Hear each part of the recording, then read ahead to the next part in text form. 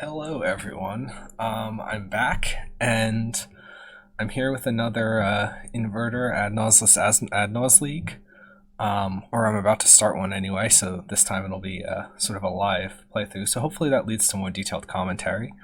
Um, so I've changed up the deck list a little bit. I went up to 5 prisms. I think trying to get to 4 mana on turn 3 really is the heart of this deck, and so maybe just a little bit of an improvement there. That should let us do that. I replaced the pacts with Thoughtseize. So this is an attempt at playing a more manipulative or interactive game. Impact, we really only want that against like counter magic decks, but like if blue-white is the main counter magic deck at the moment, it's not even amazing because of Teferi.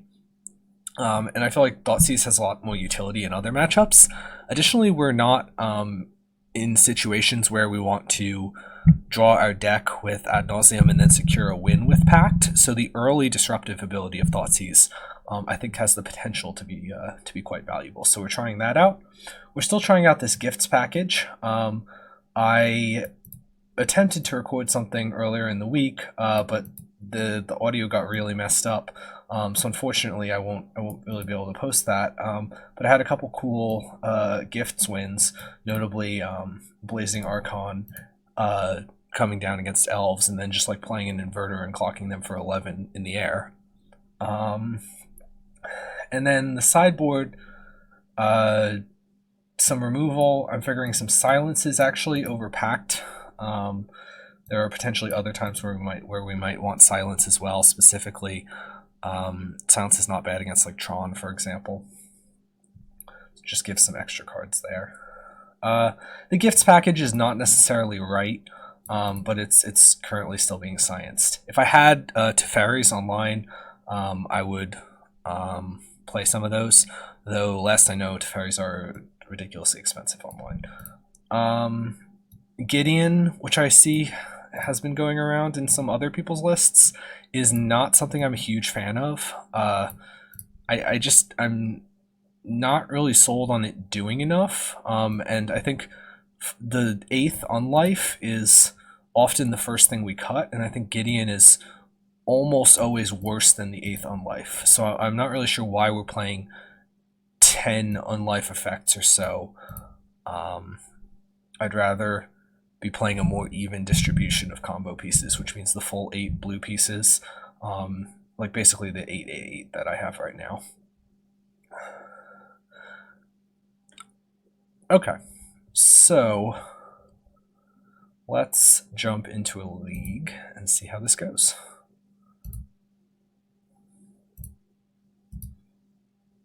Oops.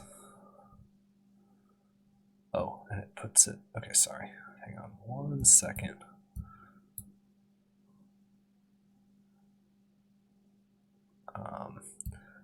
The game or whatever puts my second screen over on my other monitor, so I've just got to move it. That's fine. So let's queue it up. So what else can I say about this the inverter list? I guess maybe I can talk a little bit about some of the things I've seen people brewing with or talking about recently. I mean, there's this whole leveler question going around. There is, some people claiming that Shelduck Isle isn't quite that great. I think I'm not gonna attack specific ideas here necessarily, but I will say that if you look at this list and you're like, well, maybe we need to remove the graveyard for an inverter or something like that, that you don't. It just works out that you don't for the overwhelming majority of the time. And I'm going to cut us off a little bit because we're against M. Hayashi. I think M. Hayashi is usually known for playing Merfolk or Burn. This hand looks... Okay, Obosh would indicate some sort of like Prowess or Burn or something to me. mean, if I draw a white piece, this hand is excellent. So I think I am going to keep it. I'm probably going to lead on the Temple before the Shelldock. They mull to 6.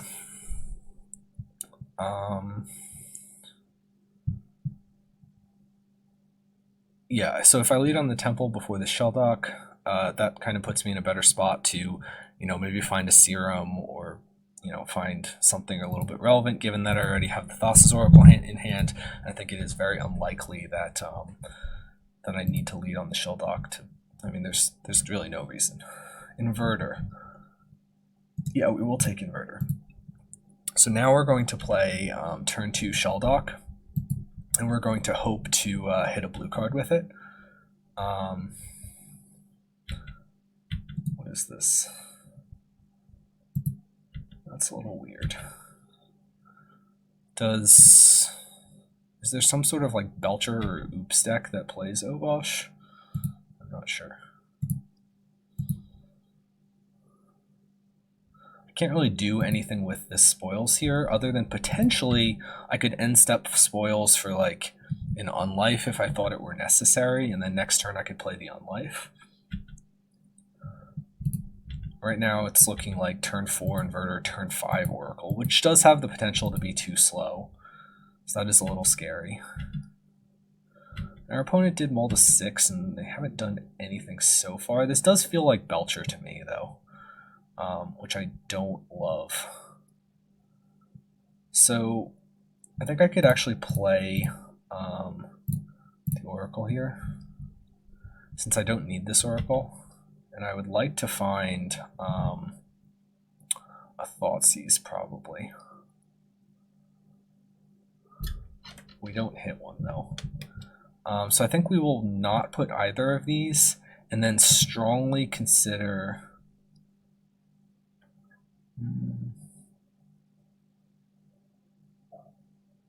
Well, let's see what they do. I think this is not looking so great.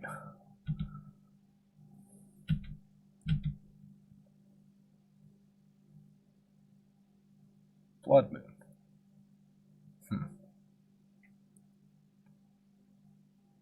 Blood Moon is interesting. So I can spoils for something here.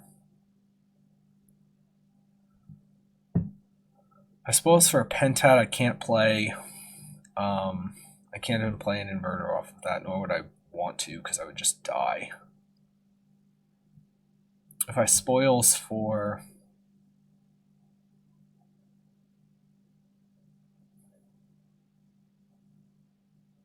an Unlife doesn't really do anything for me yet here.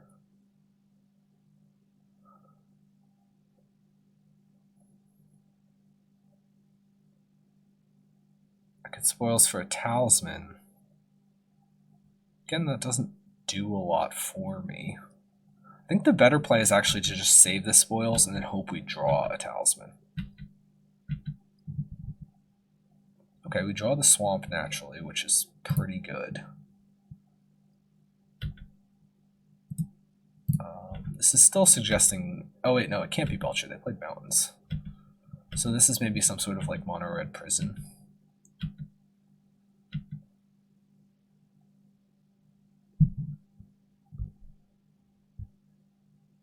Seasoned Pyromancer. Yeah, that doesn't really matter.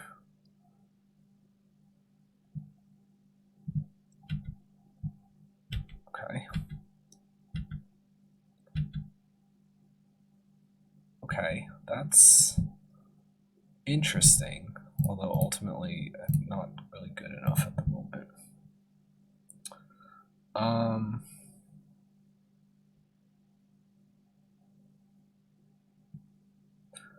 I still think I want to just hold this spoils and see what I maybe draw.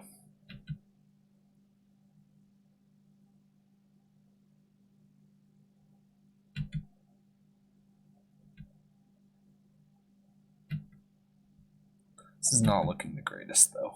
We're taking 8 here. So I could like spoils for a Pentad.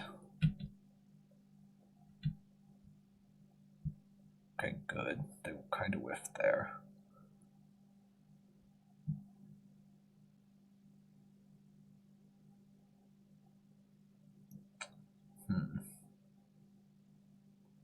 Obosh in hand.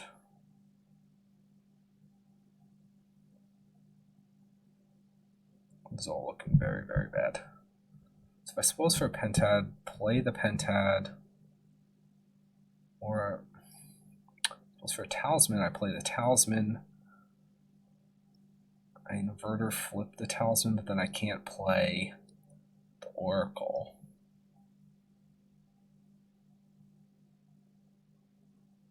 I wouldn't have time to attack them down anyway, I would die first.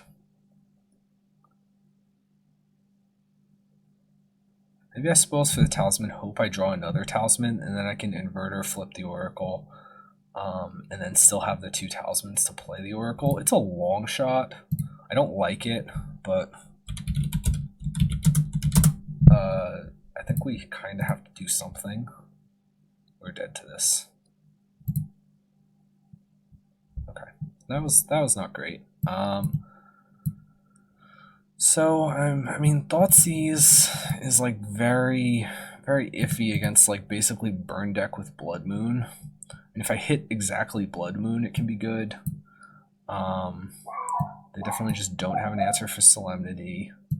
Iona on red seems pretty good. And I guess barring that, Elesh Norn is a decent second choice. So this is 65 cards. We can cut an Inverter and a Jace. And Wishclaw's a little slow, but Wishclaw does tutor up Solemnity, so I think I like it for that reason. I'll cut Serum, and I think we're just going to try to outrace Blood Moon if it comes down to that.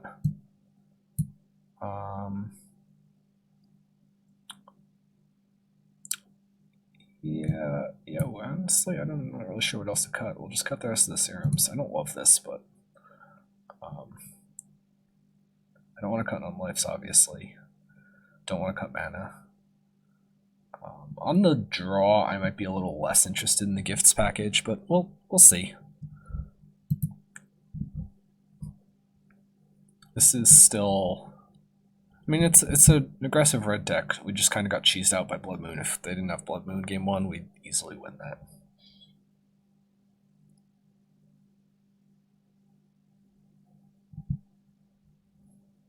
And Blood Moon being their first play on turn 3 also is weird.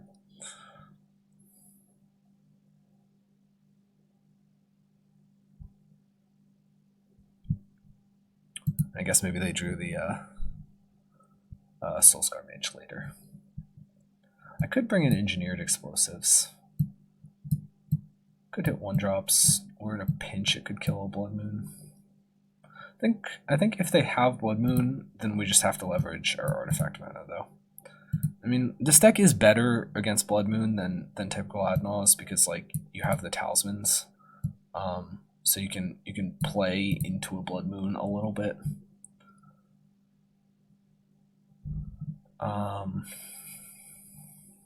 So that's true. One interesting thing about the 1 of Solemnity, you might say, well, you know, you only have 1 tutor for it and 1 Solemnity, so why are we really bothering with the Solemnity?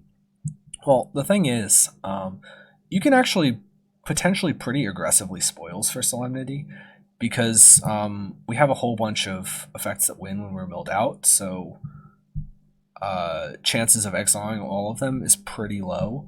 Plus, we have Inverter to shuffle our library back. So even if we exile 20 cards finding a Solemnity, it is still very likely that our opponent may mill out first if we just have a single Inverter to play.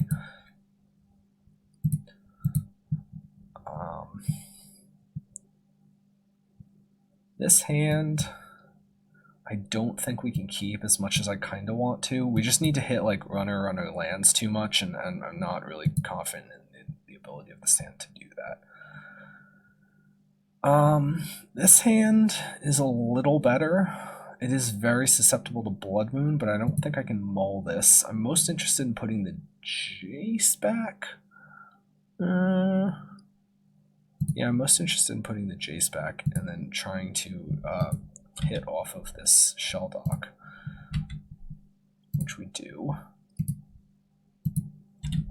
So now, I mean, we can spoils for Grace and then Grace spoils, which is good.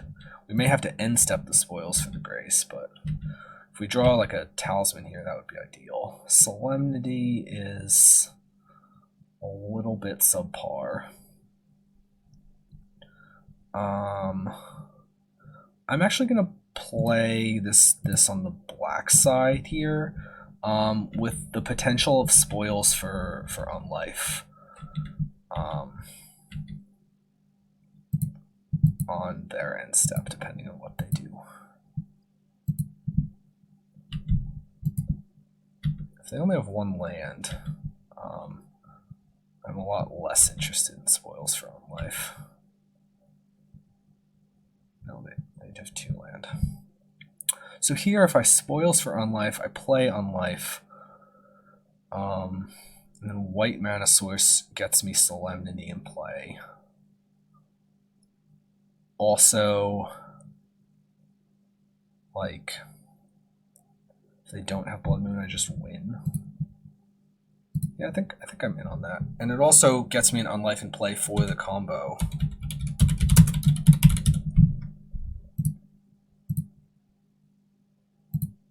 That's kind of a lot. Discarded Iona, 2 gifts.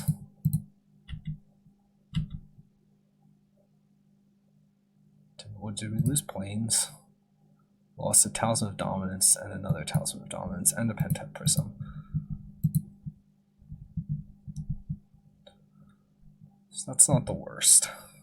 Could be a lot worse. Black source notably also finds this white source. Okay, that's very good, because that means that we will just be able to play the Solemnity next turn, even if they have a Blood Moon, and that should just be lights out.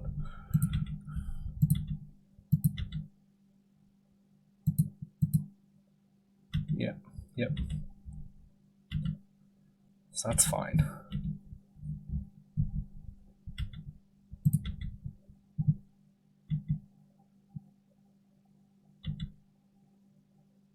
So here, we will play the Pentet. Well, actually, wait. 2, 1. No, I want to just play it this turn, so I'm okay sacrificing the charge counter on a Pentet to do this.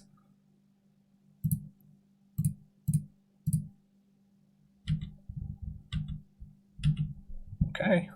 I mean, we win now.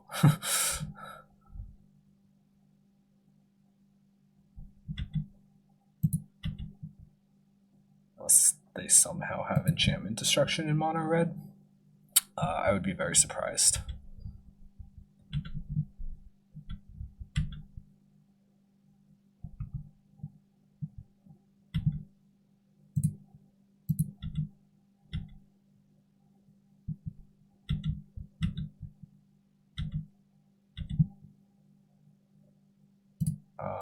Might as well play out this Talisman.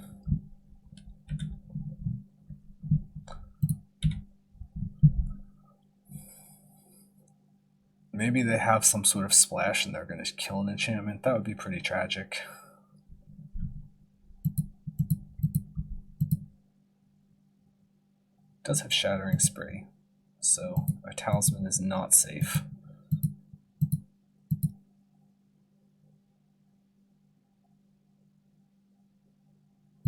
Sure.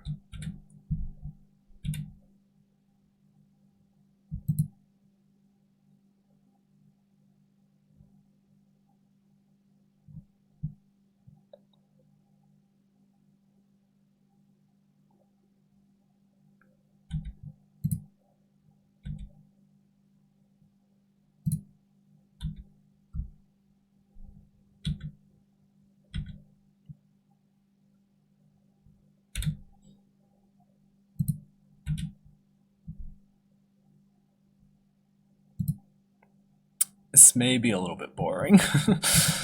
There's not a whole lot to talk about other than speculating if they have some way of removing enchantments in mono red. Notably, something like Ratchet Bomb or something wouldn't work. Yeah, that doesn't do anything.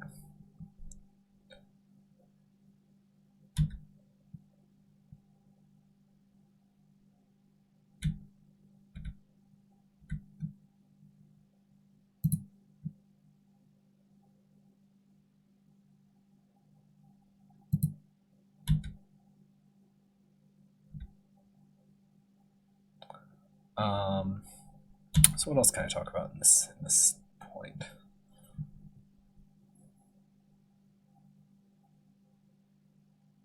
Is he reading Solemnity now? Oh, no, apparently he does know how Solemnity works. Ideally now we would just like to stockpile like artifacts that do things. Play them all in one go and we'll just kill them.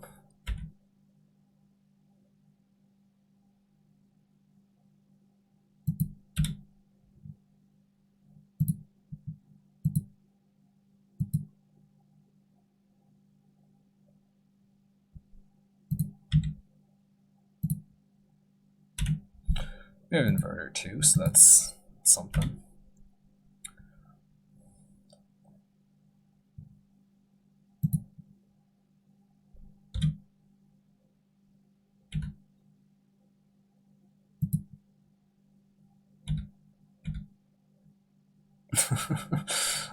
Does he think I'm gonna mill out first? Maybe he does.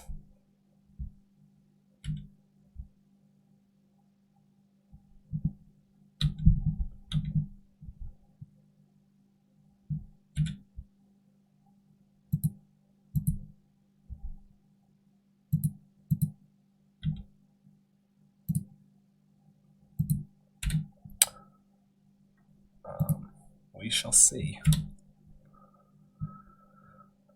Yeah, so if you're watching this, I highly invite you to skip past the end of this. I'm actually going to remove the stop on my upkeep.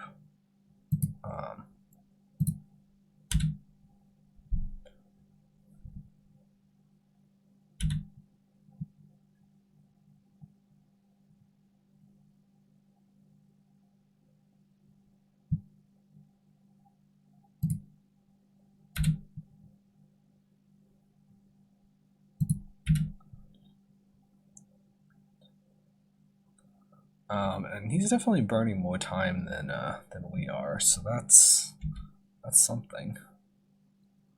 I'm going to discard the Elshon one to like specifically show him that we have it, and then I'm going to remove the gifts package for game 3.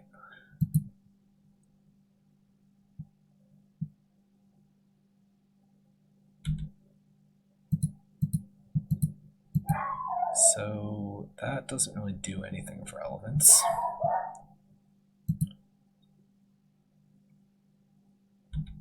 Guess you have the 4th Relic of Progenitus.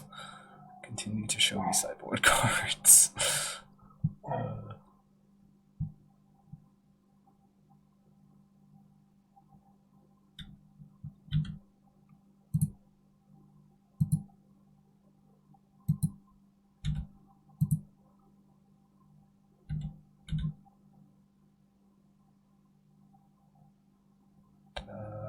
Whatever, we'll discard a shell dock, it doesn't matter. We don't need like 10 mana.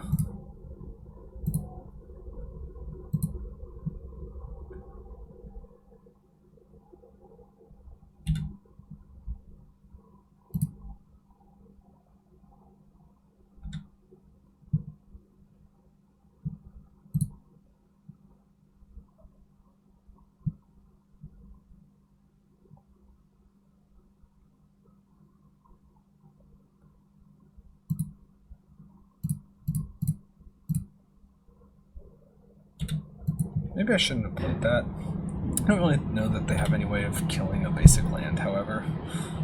I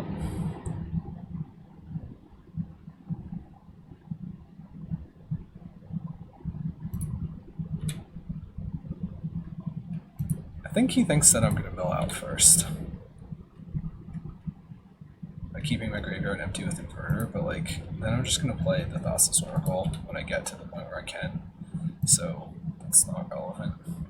I just need a Pentad Prism in my hand and then I'm fine.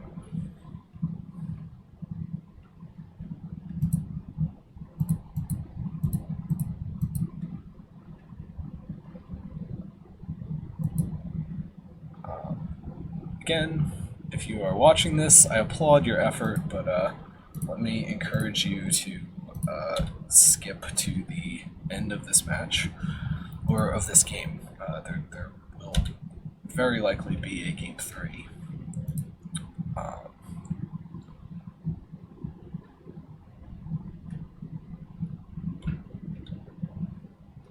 So you can discard Inverter since we're not on the Inverter plan.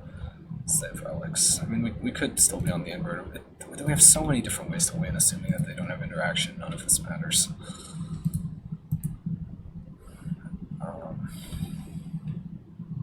Yes, I will discard it.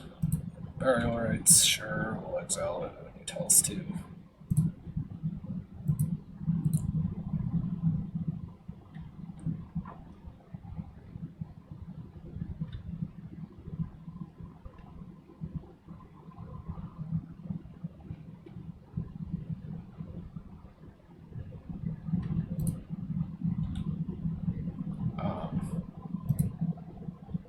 So, yeah. What other developments of this can I talk about?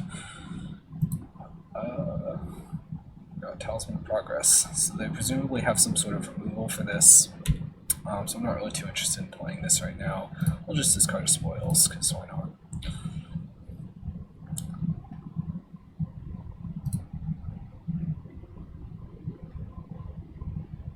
Sure, you can play a Valakut Awakening.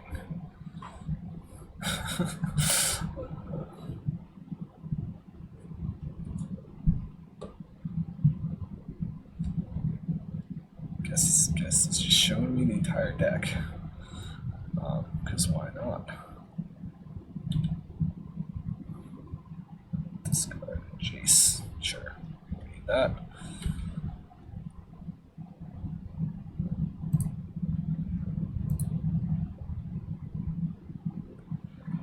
I'm trying to think that the red would have no way to make me draw cards, right? That I know of.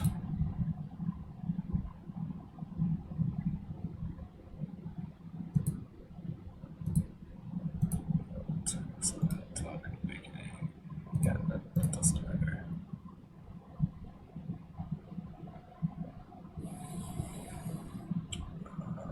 So we'll discard Spoils.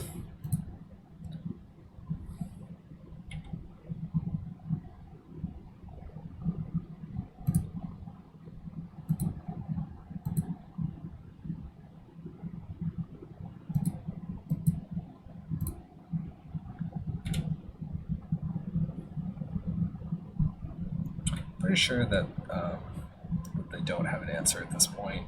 I feel like they would have seen it with the Valakut Awakenings.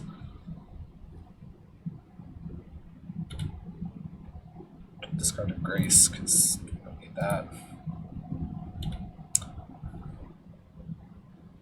Definitely won't need all of this time for game 3, so that's good. Trying Talisman here might be able to mean we can just win here. So if I play Talisman, Pentad, I have Inverter, Oracle. Is there any need to do that? Not really. I can just pass the turn and discard Angel's Grace.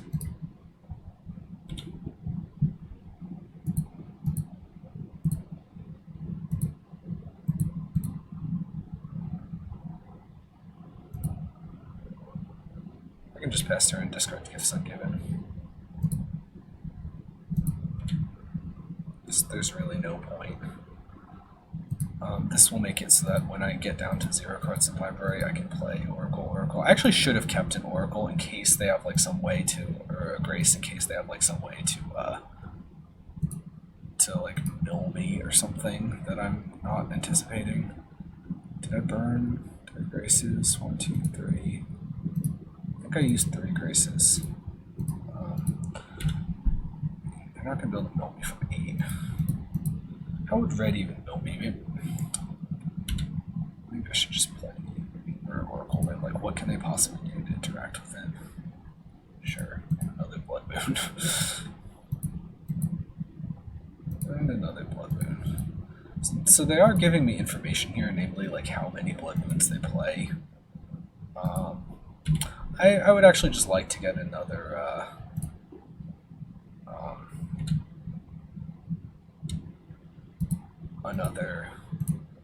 Grace now, so I'm gonna kind of wait for that. Maybe another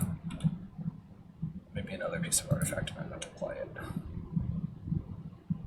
So we'll discard the spoils because we don't need that.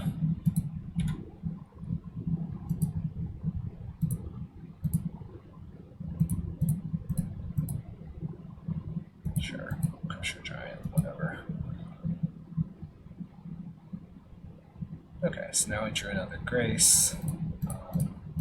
Playing on life.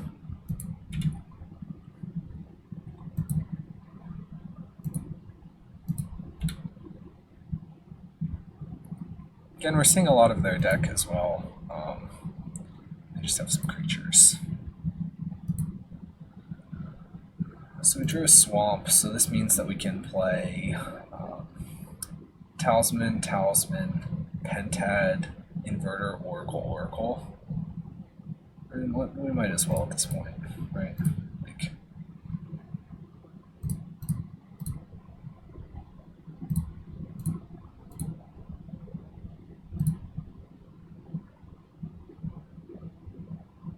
oh no, we just get to play one Oracle, but still, I mean, like, what could they possibly have? Whoops. That was dumb. I wonder if they have artifact removal.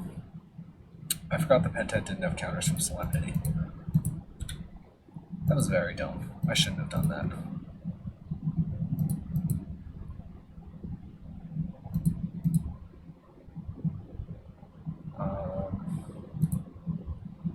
Yeah, so I mean, we'll continue to invert. There's no need. That was actually really, really dumb. I was thinking that Pentad would have counters, but it doesn't. Maybe they don't have another... It doesn't look like they have another artifact removal. Looks like they would have done something about it.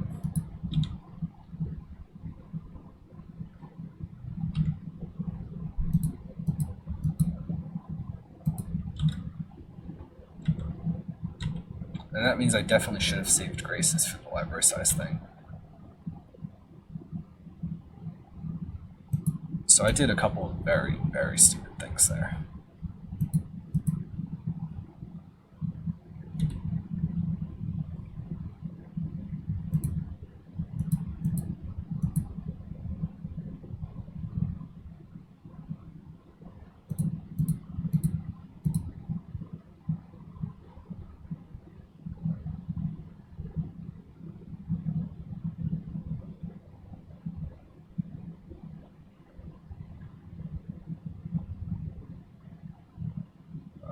Yeah.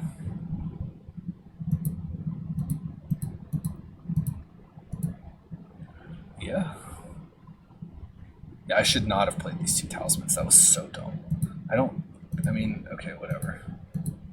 Now they have just as few cards in my library, so it doesn't really matter. Do they think that they're gonna kill me with something here? I don't think so. We're just gonna pass through all of this. Do I still have 2 talismans left?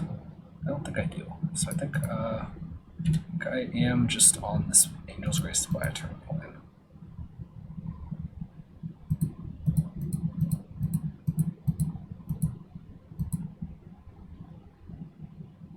Sure, another Blood Moon.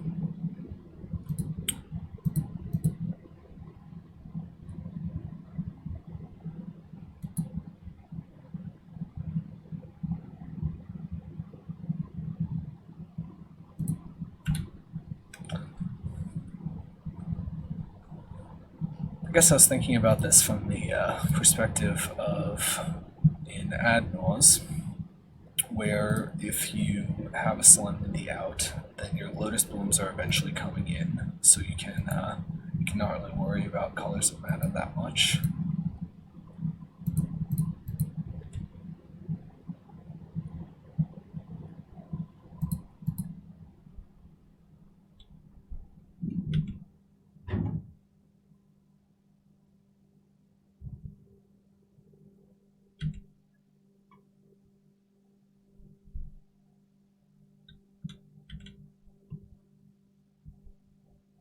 Are they trying to waste time or what?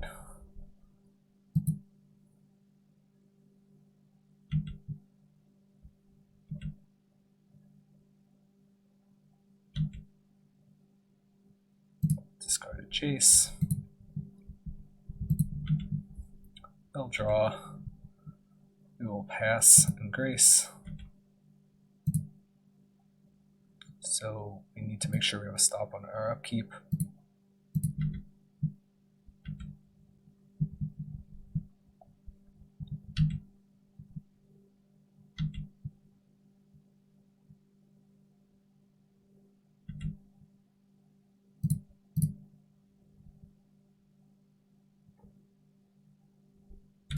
All right, that should do it.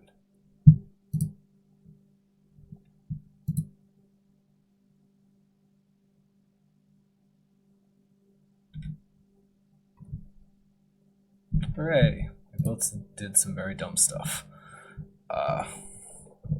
Yeah, that was a terrible game. So if you've skipped to the end of that game, welcome back. There are 4 relics. We also got to see a whole bunch of their deck. So we will cut this sideboard stuff. And I'm going to get a whole bunch more interested in having some sort of like removal here. So that, I will take these Thought Seizes with the attempt to hit a Blood Moon. I guess I'll keep a Serum. I could also keep a Silence to like stop them from playing a Blood Moon on 3 potentially. I think I'm not really gonna care so much about that. Instead, we'll just run it like this. All right, so we're back with hopefully a more exciting game. We have a basic, we have a Thoughtseize, we have an Unlife. I like this hand.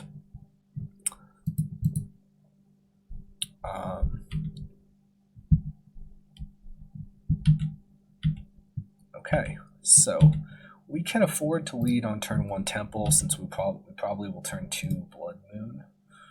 I think I am, or sorry, turn 2 Thoughtseize. I think I'm interested in another Pentad.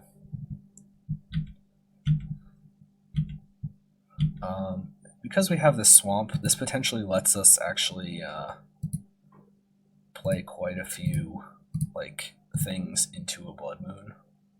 Blood Moon, Bone Crusher, Giant, Shattering Spray. Yeah, we'll take said Blood Moon. Next turn we can play a Pentad. If they Shattering Spray it, so be it. Maybe they'll play their Bone Crusher. Oh, they just top decked another one. That's lovely.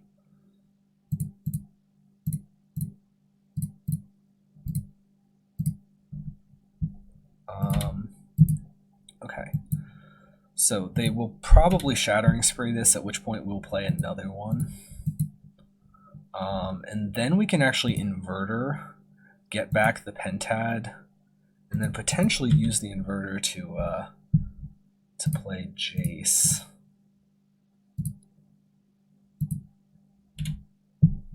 Let's see here. We would like to draw. We'd really like to draw a. Play the Giant. Oh, they play Obosh. Sure. Okay, so Shelldock is not the worst.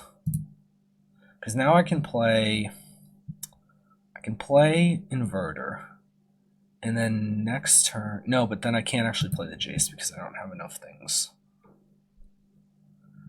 So I could play Explosives, crack it to kill the Blood Moon,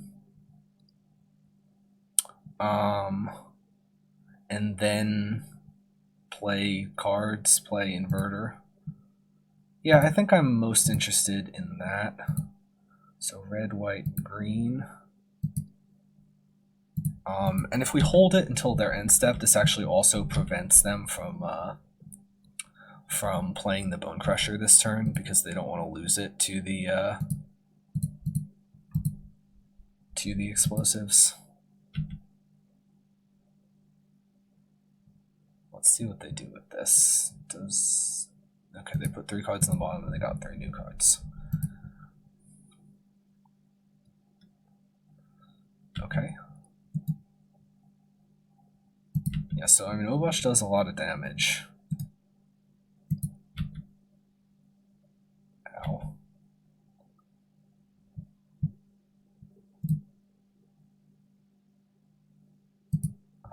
Can also get hit for 4. Oh no, but they just have that. Okay, so we're gonna crack this explosives.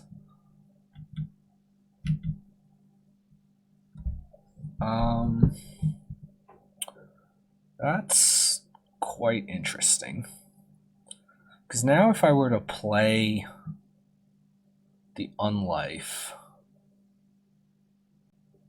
if I top deck a land, I can Spoils Jace. Versus if I play the Inverter, I mean, yes, I have a blocker, but I potentially end up in a spot where I'm dead to burn.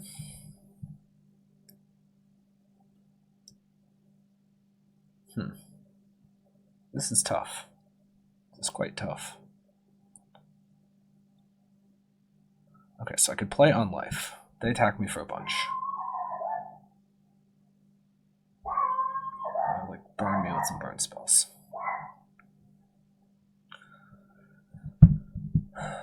Then, if I draw land, I win. If I don't, I just play Inverter, and then I have 4 cards, draw, go to 3. I wouldn't be able to Jason that turn. That's not great. If I drew Spoils, though, I could potentially Spoils away my library.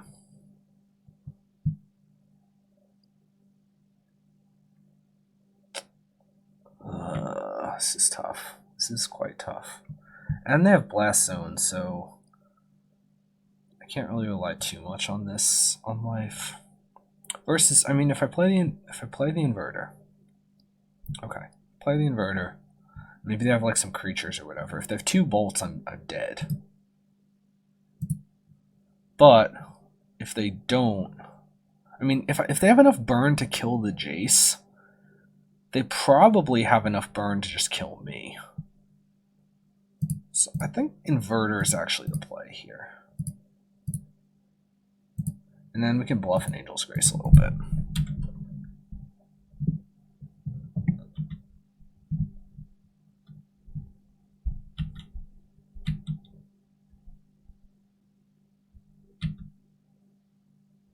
Okay, so they're cycling a Valakut Awakening. So we could very well be dead to whatever they have here, if they have like a couple burn spells in hand.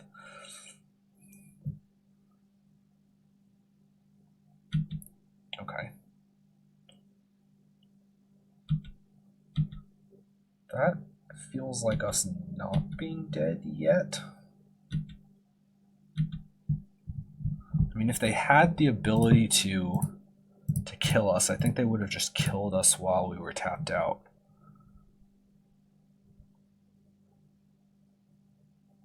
I mean, we have the Prism up, but they should have forced us to burn a Grace potentially. And we win. Okay. Look at that. We got there in what is probably the longest match ever against a red deck. Sorry for the very, very dull commentary. I will try to keep it a little more engaging in the future. I hugely punted game 2 and should have lost for it if my opponent knew what they were doing, but they didn't know what they were doing, so they punted back by using a what's it called? Can't think of the word. Or by using a light up the stage when they shouldn't have.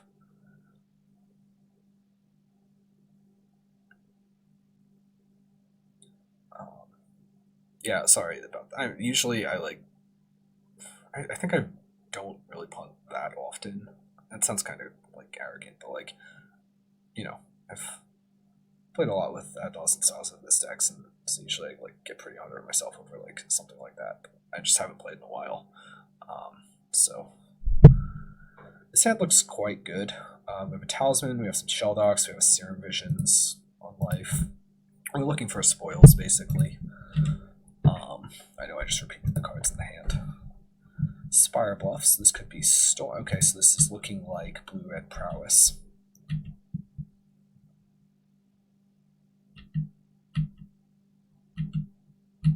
Which is a good matchup. So we'll snap take something irrelevant since we have, we do not have like the, and they're not a deck that's going to be able to interact with my Shell Docks anyway, but still. Okay, so this deck is actually pretty similar to the old Is It Phoenix deck in terms of how we as, I want to say Adnos players, even though we're not actually playing Adnos, in terms of how we would play against it. This is not ideal. We'll play that, and I think we need to get a Talisman down and do some scrying. Next turn we're looking to play Unlife. Inverter is interesting because that potentially changes things. That means next turn we're probably looking to play Inverter. I don't want either of these. If I draw Spoils, then I play Unlife, because then I can play turn 5 Jace plus Spoils. Whereas if I don't, I probably play Inverter, depending on what my life total is and what it looks like they did. Because then I can just Jace and win the turn after, turn 4. So they have 5 here. They played that tapped, which is a good sign. Unless they're currently deciding if they want to play it untapped.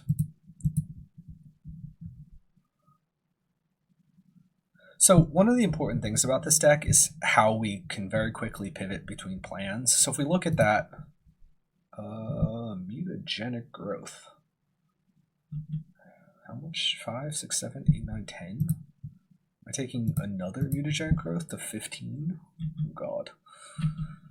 Okay, I mean, I'm very likely playing the Unlife now. In fact, I have to play the Unlife because I can't use this Talisman for black. So I want to play the Shell Dock, try and hit a blue card. Das's Oracle is great. Play this this Unlife. So they're going to hit us below 0 here. Ideally, it's with their attack and not so that I take like 5 Infect or something. That means that next turn I'm playing Inverter.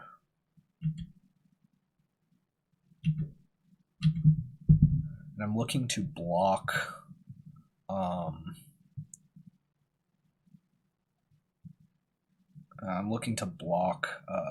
Sprite Dragon with it.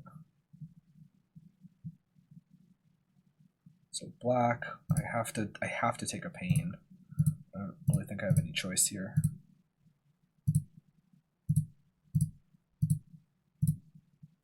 I'll leave the white up, and maybe I can like bluff a Grace for some reason. They only have 1 card in hand, which is optimistic. So, I mean, they have Soulscar, Monastery. There's definitely draws that could kill me. If they like Metamorphose into something else and like just attack with like Soulscar and Swift Spear and Bolt me, and then I have to block Sprite Dragon. I could die here, but I think we're probably above 50-50. Not sure how much above, but I feel slightly favored from this spot. Notably, next turn, we will have no land or no cards in our library when we have the Oracle in play. So if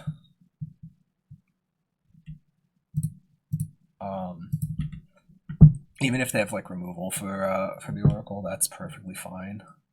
If they have Gut Shot, okay, so Gut Shot is meaning I'm taking 5. So if they have Bolt also, I think I'm dead.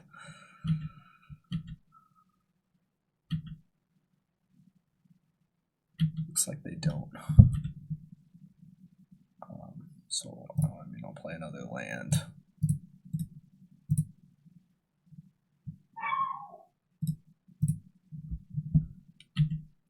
And we win.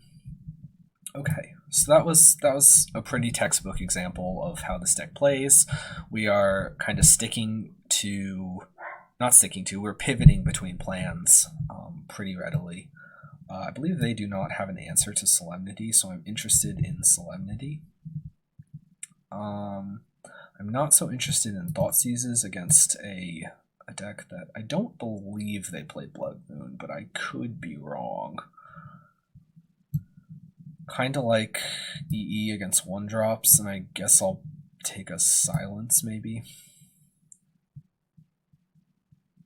Sure, we'll go like this. Actually, Path seems better than Silence. Whoops. So I think they probably play a little bit of cheap counter magic, like I'd expect, like maybe Spell Pierce or Mystical Dispute, stuff like that. So we have a hand that's heavy on white cards. We have an Oracle. We have a Shelldock to potentially find another blue card to bury.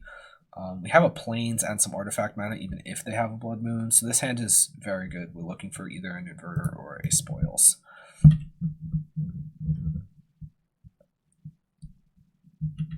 Okay, so they lead on Soulscar Mage. I will lead on Shelldock Isle.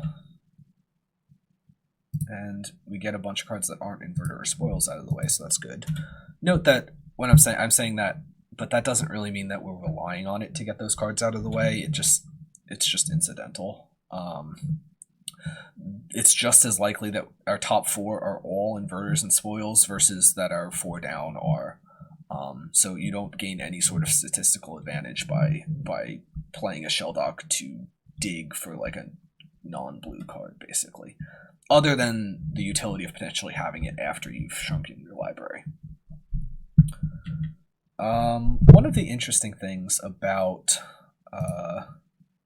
so I think I'll play Pentad here. I don't really know why. I didn't really put a lot of thought into it. I should have put more thought into it.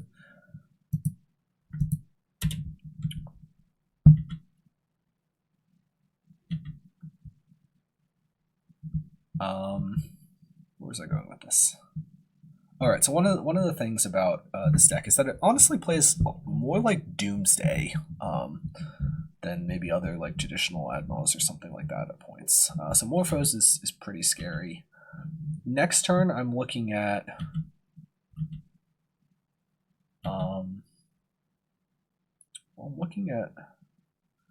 some combination of like Unlife and Grace. If I think it's likely that I go to 0, I probably want to make sure that I can hold up a Grace to like buy more turns. And if I don't think it's likely, then I might just... I mean, I think the most likely play is just land Unlife, and then I can play a Grace off the Pentad if I really need to.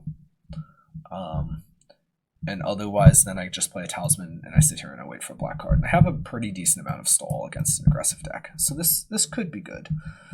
They're tapped. I mean, they could play another land here.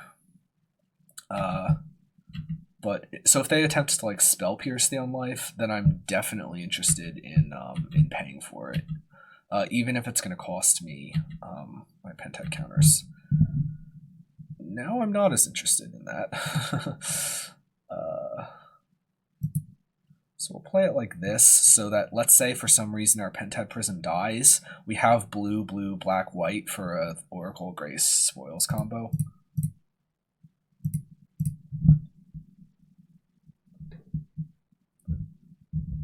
Okay, so that resolved. That's very good. I think I would be willing to burn... Well, we'll see. I mean, I definitely will burn a Pentad counter if necessary.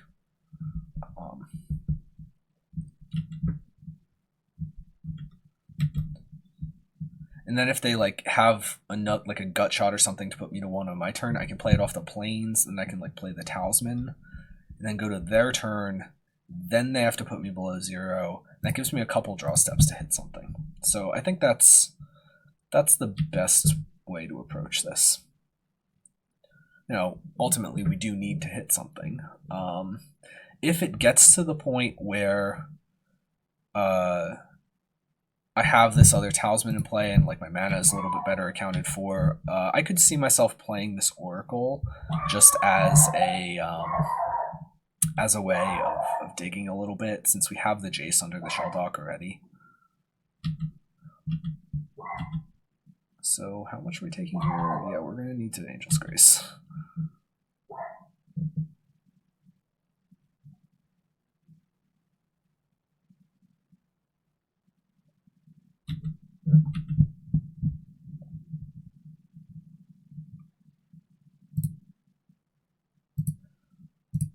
So I mean, this isn't ideal. They're actually burning through our Angel's Graces kind of quickly.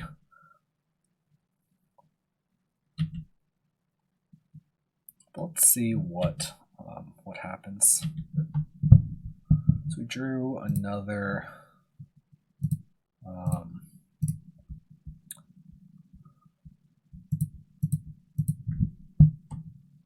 what's it called? Another Unlife. That's not so great. Does this thing have flying? It does. Alright.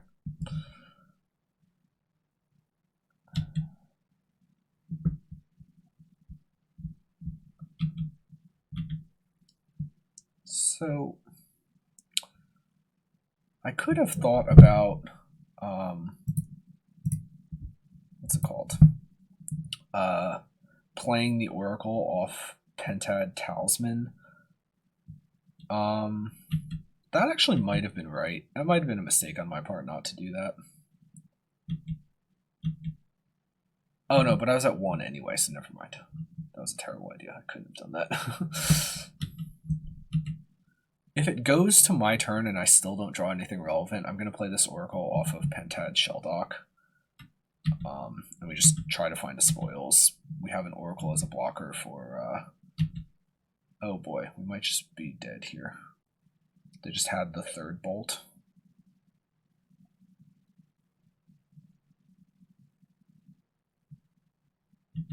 Okay, they have another Stormwing.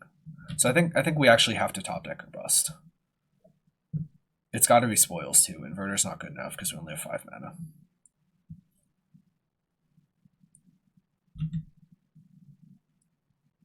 If they draw Gut Shot, we're actually dead. Alright.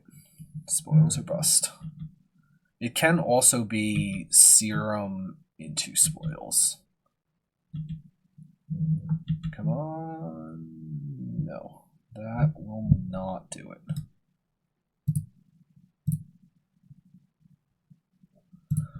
Alright. So that was a little bit unfortunate. I think I'm definitely not as interested in Silence as I am in Path. I know I said that, but yeah. And I'll cut. What will I cut? Maybe we don't need 2 paths. I mean, we're on the play, so that's a little bit better for us.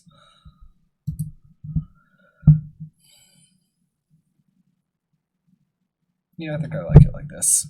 If we see, if we have our Engineered Explosives in our opening hand, I think we're very likely to just play it on turn 1. So yes, we would like to play first. This hand is risky, but it's a turn 3 kill if I hit the lands and I have a Serum, so I'm definitely keeping it. I mulled to 6.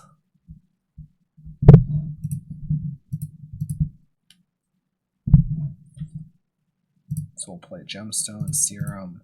We're looking at playing this Pentad on turn 2, ideally.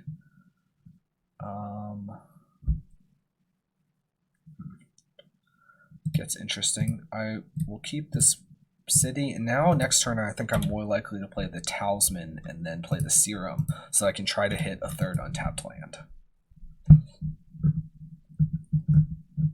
Oh, no, never mind. Pentide, I'm just on 4 mana anyway. No. Nope, ignore me. I don't need to hit the untapped land. Now, if this Pentide dies, I will be quite sad.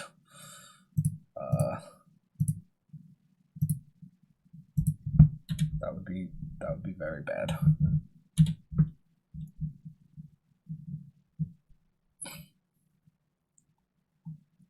Let's see what they do. Do they have like an Abrade or something? They're playing a Metamorphose. Okay, please just play like a Stormwing Entity. Please just play Stormwing Entity. Stormwing. Come on. Opt is pretty good, and they could still have like various single red artifact removals. I prefer if it was Lightning Bolt opponent. You know, Lightning Bolt is pretty cool.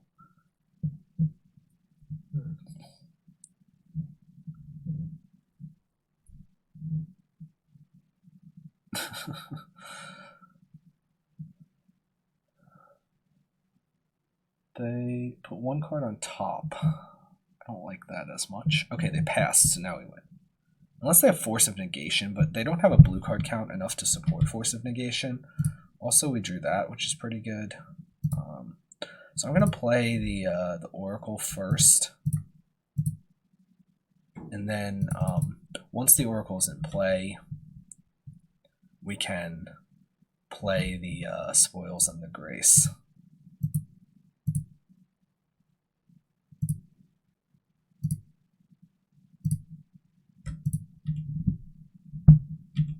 Here we'll name Simian Spirit Guide. Remember our fallen hero. And now we'll win the game. Okay, so that was a nice clean. Well, it wasn't super clean. We lost the second game, but we gave it our all in the second game. If we had drawn, you know, a black card, although Inverter's not black, but Inverter is a black card for the purposes of our deck. We could have been in better shape there potentially. So, yeah, game 1 was ugly. Game 2 was good. 2 prowess decks so far.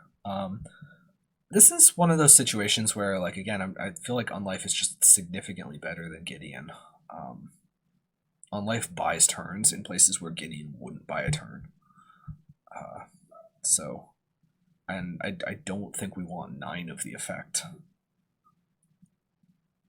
And obviously Grace is better than both.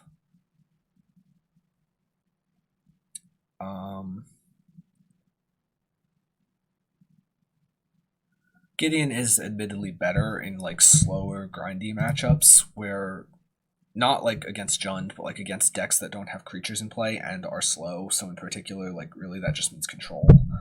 This hand is quite good. We have a potential for a nice turn 4 if we just hit our land drops. So we definitely keep this. We are on the draw. Our opponent mulled to 6. So let's see what they do. We've got a Dwarven Mine. This is Creative Mining? I think this is the deck that like tries to like polymorph something into an Emrakul. So now I mean we have all the pieces. So I mean if they get like a turn 4 Emrakul, they die.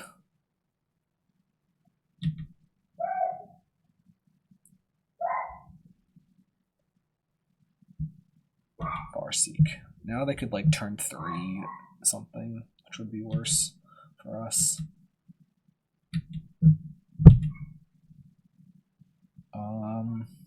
We'll play the Shelldock. I don't really know why. Why did I play the Shelldock?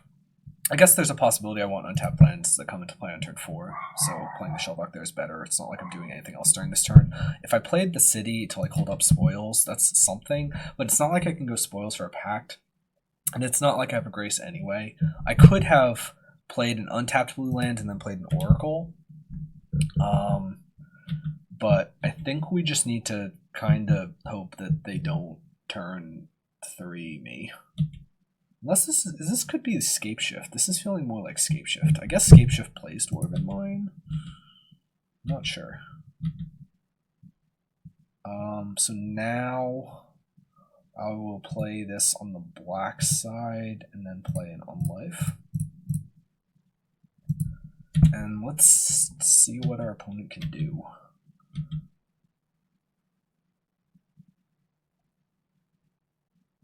If they like,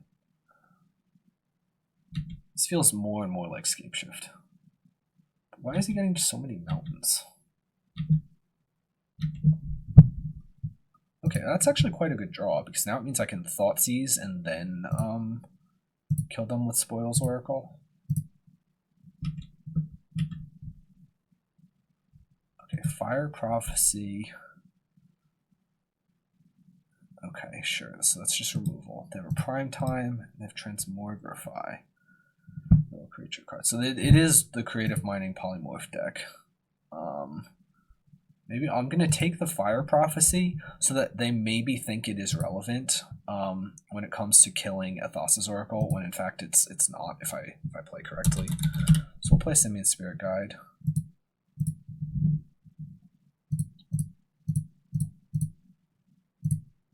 Now we'll play Thassa's Oracle, and now we'll win the game. Nice clean turn 4. Creative Mining. I could try to Gifts an Iona on red. That seems powerful.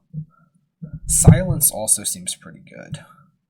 Like, do I really need the Gifts Iona thing here? Probably not. So what am I cutting for a Silence? Honestly, the deck seems pretty good as is. I'll cut like a Serum and maybe one Unlife. Yeah, we could run it like that. This hand is... yeah, it's a keep. I don't love it, though. I mean, we have Thoughtseize, we have Tapland Serum. We're on the draw, so we get some looks for a land with this Temple. And then ideally, turn 2, we can play Talisman and then Serum off of it. Like, maybe turn 3 Thoughtseize, or we can, like, slow down our curve to Thoughtseize earlier if needed.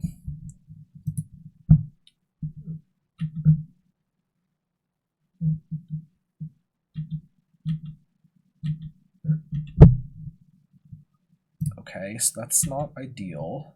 This is ideal. So now we have Spoils Oracle, so we're just looking for a white card. So notably, they don't have Simian Spirit Guide, so even if they were to like somehow get their Transmogrify or whatever, they wouldn't be able to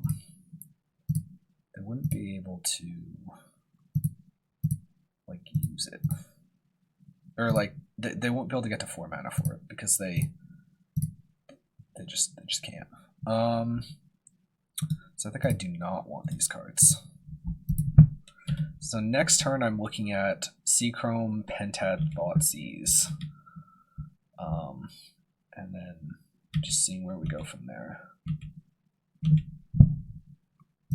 Jace is a decent draw, because after I kind of throw this wrench in their plans, maybe I just play the Jace after that.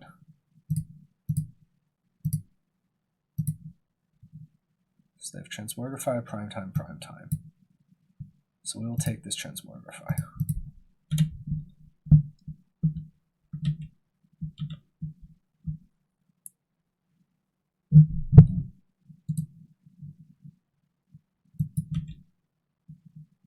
Are they trying to Transmogrify into a Primetime, though? Because they're not going to get an Emrakul if they have Primetimes in their deck. I don't really understand what they're doing. I mean, they'll have 5 mana. Sure, you have a 1/1 Dwarf. And they have 2 Primetimes in hand, so if they draw, like, a land, they can play a Primetime. Do I care? I don't think I do. 1, 2, 3... And I'll actually play I'll use a mana of the Pentad in case they have some sort of artifact removal. And I'm going to mill them because I don't really think they could have anything relevant.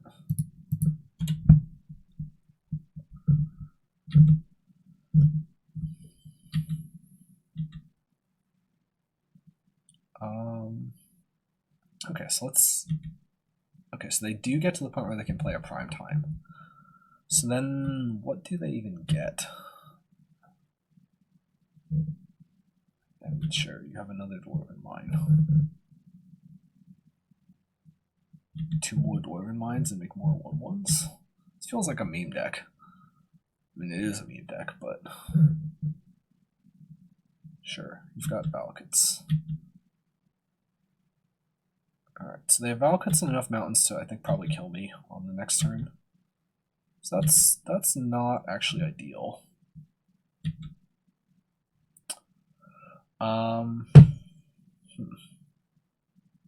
So, what are my options? Well, I could...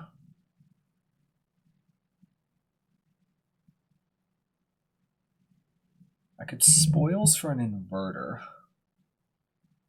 off the Pentad, play the inverter, then I'd have 3 cards in my library. Then I could play the Shelldock to get rid of one of them, and then I could Jace Mill the remaining 2 and win. I think that is definitely the line. Oh no, I can't because I don't have enough black mana. Oh, that was stupid. I mean, it's not really stupid. I didn't make any choices that led me to not having enough black mana beyond deck building. But that would have been a really cool line. Shelldock to like shrink our library for the Jace after an inverter. Okay, so what? Oh no, I do because I have Pentad Prism, right? Yeah, so I can filter it with Pentad. Duh. Okay, so I spoils for inverter. I mean, this could kill me if I don't hit inverter, but okay. So now we're just fine.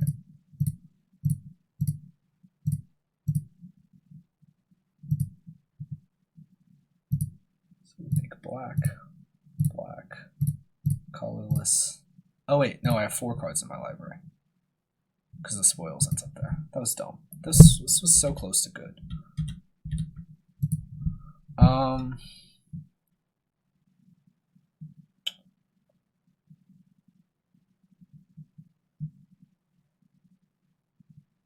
So is my play to try to hit... What was I counting? That was somehow really stupid on my part. So the play is to like try to hit a...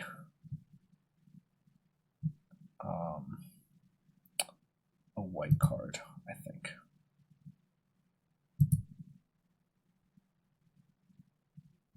And I didn't.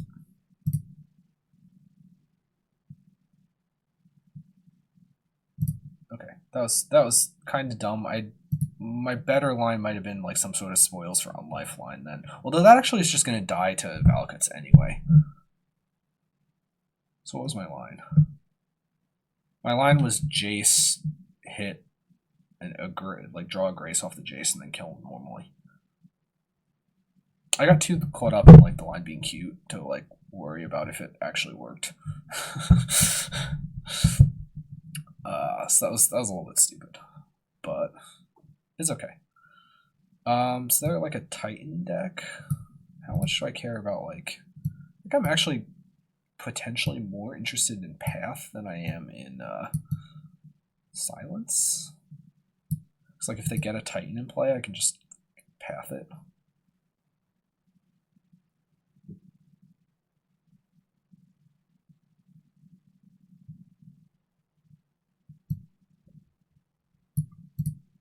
Yeah, let's try this.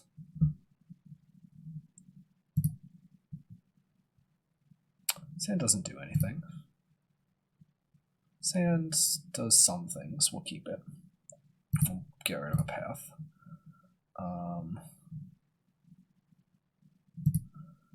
We are potentially in like one of those weird situations where like we're not going to have a card in the graveyard for inverter, which makes it a little bit weird, but we can just play Jace first if it comes to that. Land. Okay, land is exactly what we need. So we'll play... it doesn't really matter. Play the black side, because I think it's more likely we need the black mana than the white mana.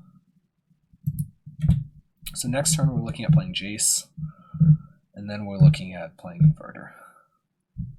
So I don't really know what... I mean, I guess if they had Farseek, they could potentially play like a turn 3 Transmogrify. But it still isn't hasty. So I guess where we get beat is with if Talisman gets blown up.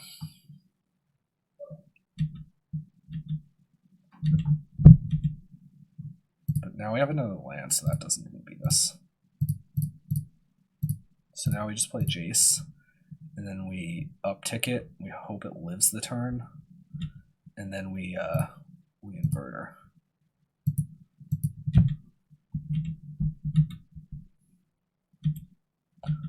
This is not Amulet, so obviously their Titans are not hasty. This feels like weird, like Scapeshift creative mining.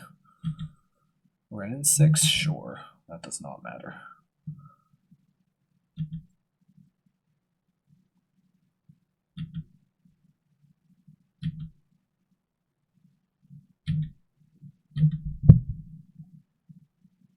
And now we just play Inverter and win.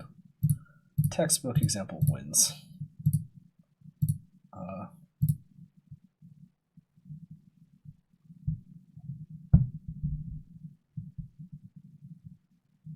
Alright, cool. So we've got a nice 3-0 start so far to the match.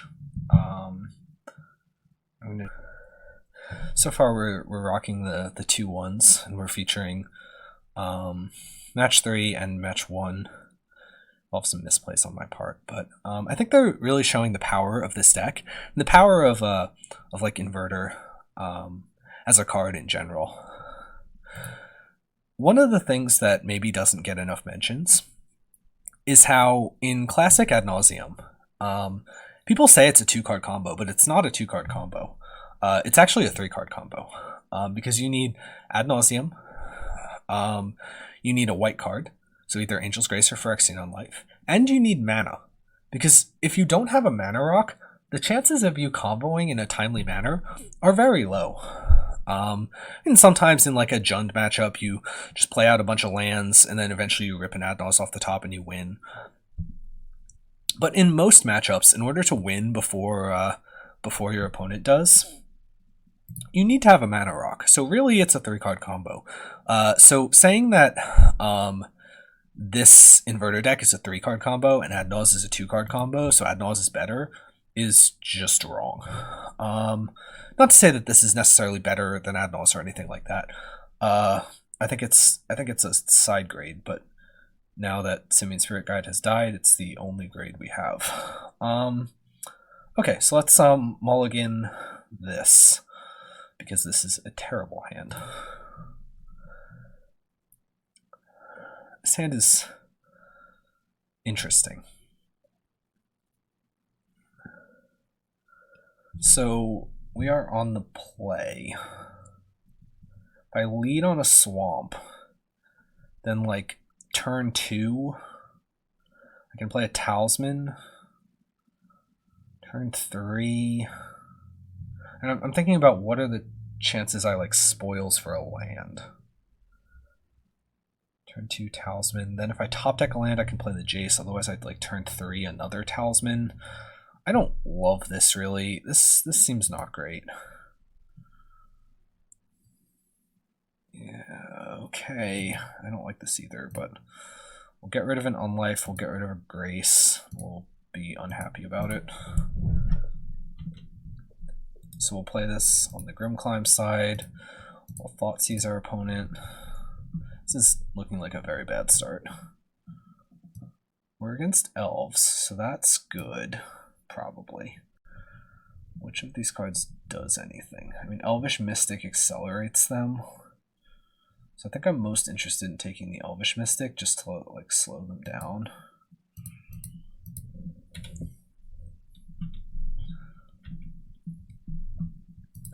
Sure, they can play Heritage Druid, but then they don't have a 3-drop to play on turn 2, and their entire hand is 3-drops.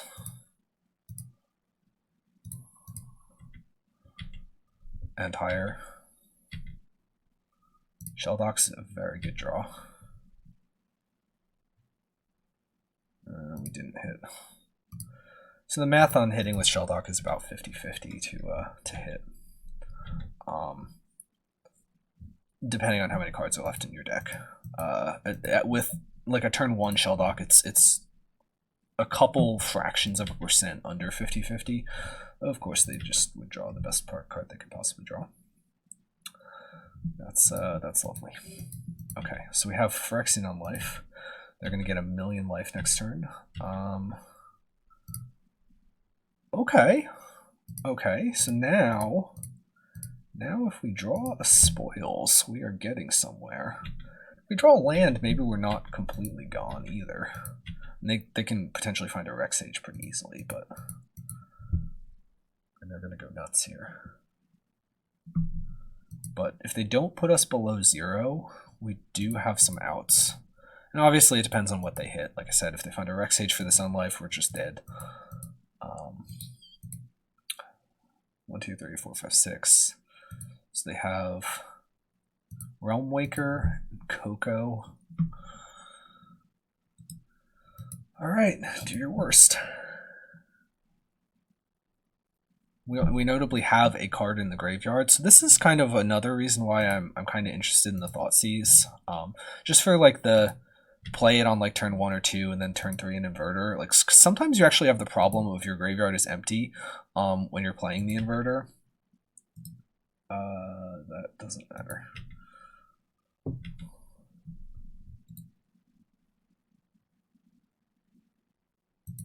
Okay.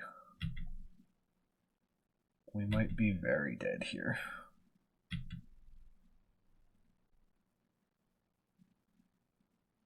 By we might be very dead, I think we're very dead. Well, let's see what they can do. Probably play Coco here. This Archdruid is going to tap for so much mana. Oh, Shaman of the Pack. That's great. Notably, Shaman of the Pack is life loss. So, maybe.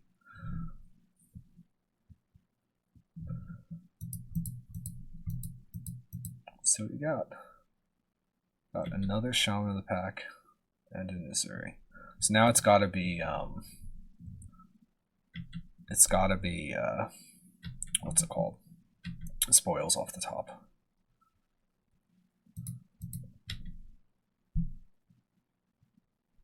I tried to take the Mystic to slow them down. The fact that they just ripped the Dwynen's Elite was like basically the worst possible outcome.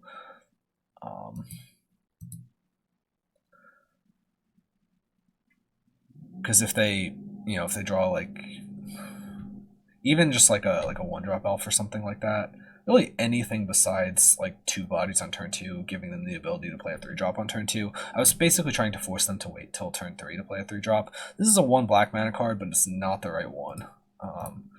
So we're dead. Okay, so against Elves, let's Unburial. We can get a Blazing Archon, or we can get an Elish Norn. Iona is interesting, but I think they're likely to be on the board fast enough for that to not matter. Cut an Unlife, cut Inverter, cut a Jace, cut, Serum, maybe. Cut some Thoughtseizes. Thoughtseizes are kind of medium.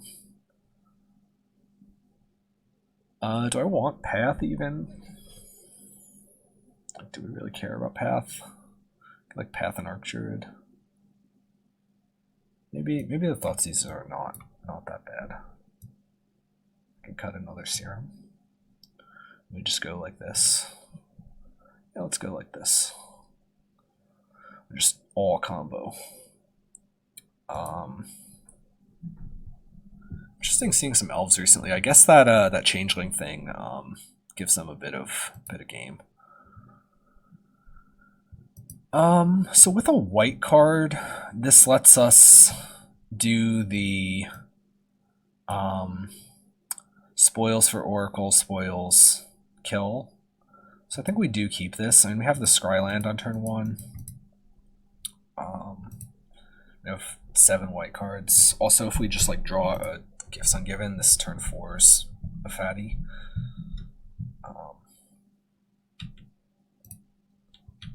was game 1, I think, right?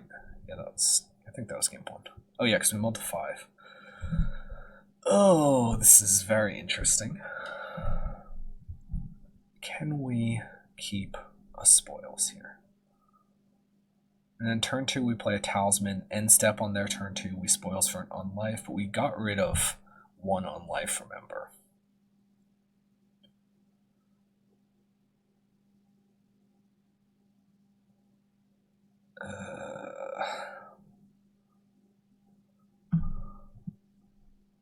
I think we do keep this, actually. This is risky, but I think I'd rather have that than blind draw. And I think we may not actually spoils on their end step on turn 2. We may wait till our end step turn 3 to see if we think we need to.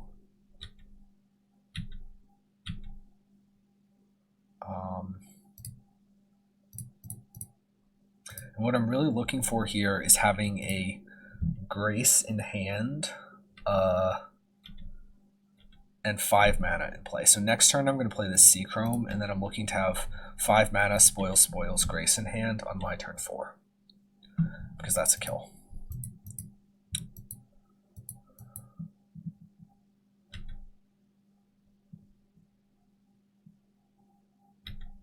Okay, this is not great. Come on, just like have nothing. Have like Coco in hand. Coco's okay. That's kind of bad.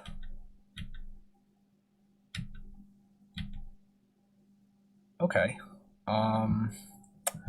This potentially is a game changer, because now if I spoils for an unlife, I am insulated through a lot of what they could have.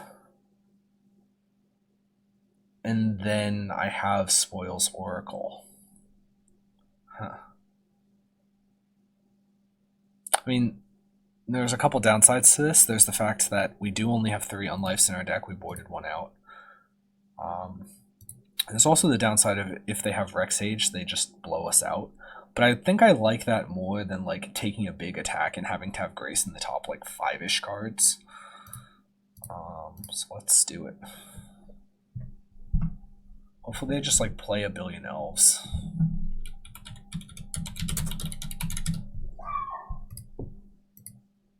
We're dead. Oh, we're not dead.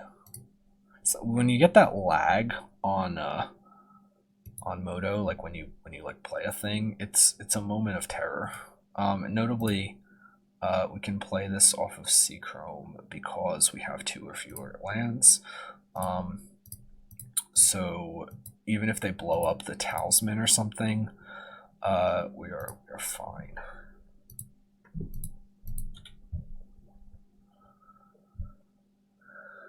All right, do your worst, opponent.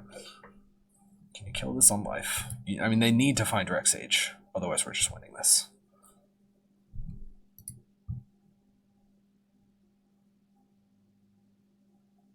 Exiled. It doesn't really matter. I mean, we showed them gifts, notably, so like for game 3, if we get to that.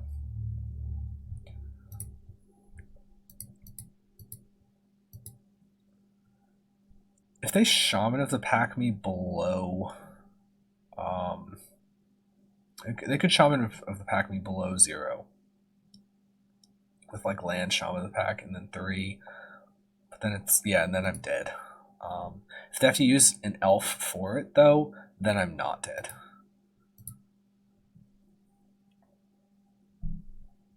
So let's see what they got. 4 cards in hand.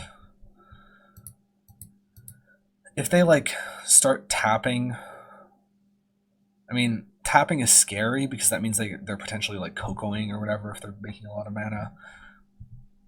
But if they're Shaman of the Packing, that could be okay. So that's irrelevant. I mean, it makes this tap for 1 more mana. So it's mana neutral if they're tapping their Archdruid. Otherwise, it's good for us. I think overall it's probably good for us because it's a card that doesn't matter.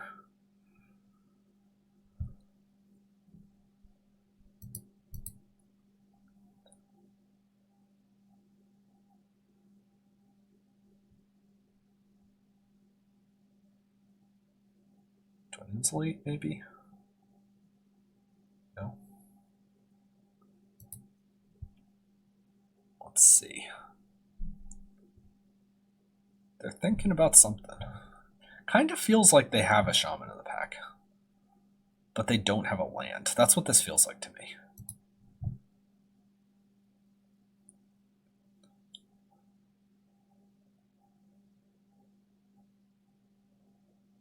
Maybe they're going to try to hit like Shaman in the pack plus another Archdruid off like a Coco or something like that.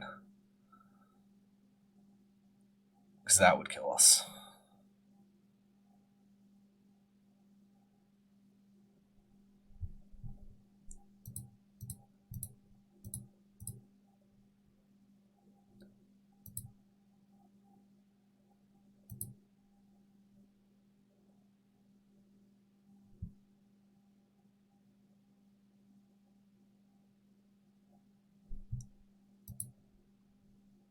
If they stick to that, that's good. Probably. If they had Rexage, they would have just played it and killed us. So it's not Rexage. Okay, Twin Insulate is fine.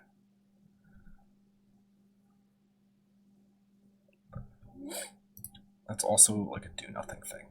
Really, we're not limited by their amount of mana. We're limited by their amount of hits. So like if we gave them infinite mana, that would be more or less the same. I mean, other than the possibility of if they have the Shaman in the pack and then they could have like started. But if they have, I mean, if their creatures are tapping for 20 mana, it probably doesn't matter.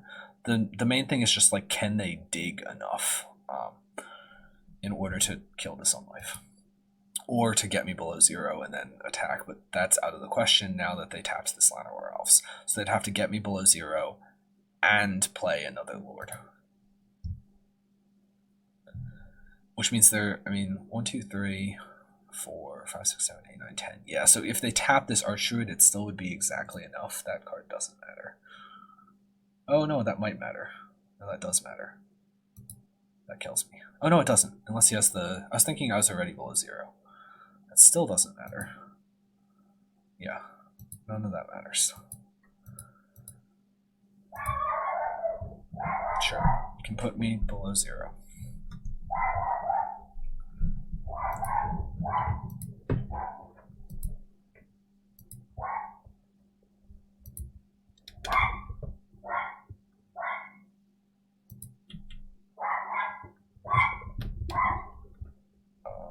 And now we win. So that's pretty cool. Elves definitely doing some nuts stuff. I don't like this.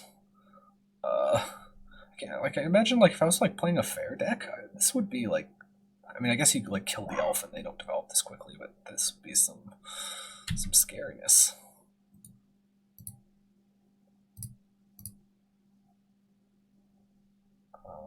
So here we're going to get Simeon, Spirit Guide.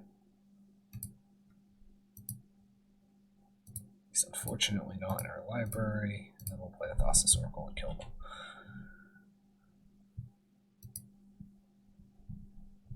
Okay. So we are on the draw. On the draw, how interested am I in Thoughtseize over Path? I mean, pathing the Mana Dork is pointless. Pathing like an Archdruid or something could be pretty good. Silence actually gets interesting as Time Walk, I think.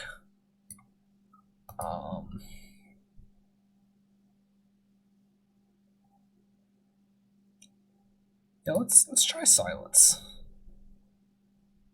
I don't know if this is good or not. We're doing a little bit of science with Silence. But we'll try.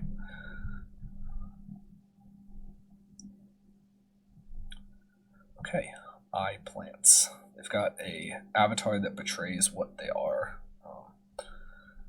Yeah, I mean, this hand is definitely a keep. Silence could get a little clunky potentially. We're looking for a spoils really to go with this Oracle on life, but we have a lot of potential game.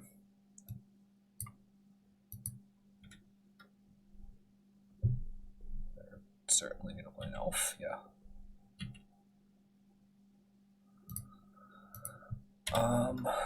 Now, I mean, Pentad.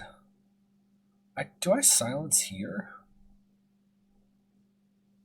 Slow them down a full turn? I actually think I might.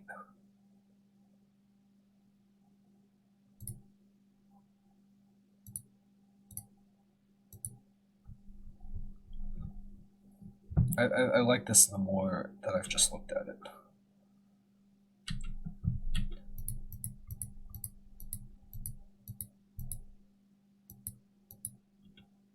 Sure, attack me for 2.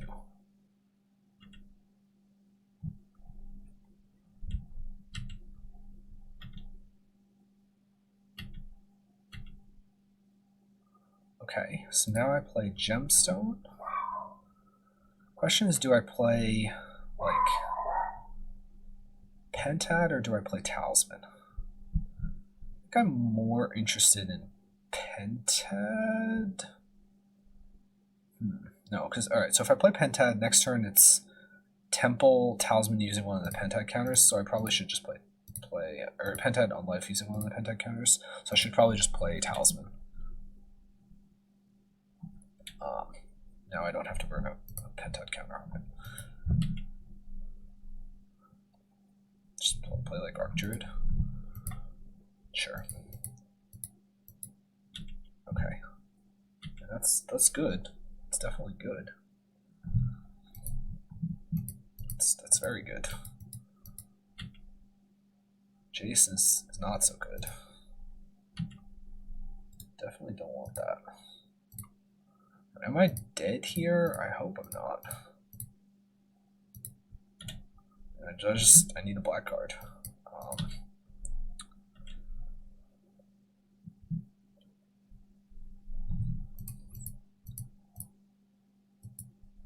Let's see what you can do. Hopefully they just like don't have.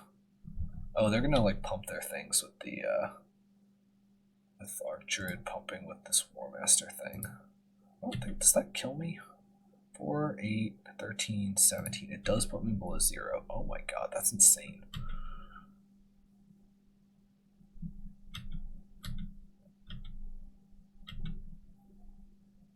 Okay, black card or bust. That's not a black card. It's right there, but it's not in the right place. We're dead. That's a frustrating loss. Just like very nutty hands out of Elves. Were we turn 3'd through silence? No, wait. Silence on their turn 2. Turn 3 they played a billion stuff, and then they killed us on their turn 4. I mean, effectively killed us on their turn 4. Through, yeah. So even with Time Walk, we only got to play 3 turns. I mean, 4th turn if we had top decked, but like, yeah, okay. That's felt like. I'm thinking if that like, is that their deck overperforming what it should be doing, or is that like par for the course? I'm not actually sure. Felt like they kind of had the nuts all 3 games. This hand seems pretty good. We have turn 2 Talisman into Thoughtseize. Hopefully we draw a white land so we can play this on life. We have this Wishclaw Talisman to like maybe go get a combo piece. Maybe we turn 3 Jace. This hand is pretty flexible. It has a bit of interaction and can kind of pivot in different directions depending on what we're playing against. So I think this hand is quite good. We'll lead on Shelldock, obviously. We need the untapped land to come in on 2. We will snap off something like an Angel's Grace so that they think maybe we have a blue card under here. Or Tron. Okay, so they have Power Plant and they have Map. Hopefully they are reliant on like a second map or something to find their other combo piece. Because now I'm a little less interested in like a lot of the cards that I have. Also, my Thoughtseize gets a bit worse if I can't like screw over their ability to find Tron. Oh, they're E-Tron. E-Tron's a joke. I mean, mostly. Like, it's not fully a joke, but it's basically a joke. We'll just take their fastest clock, which is this Reality Smasher.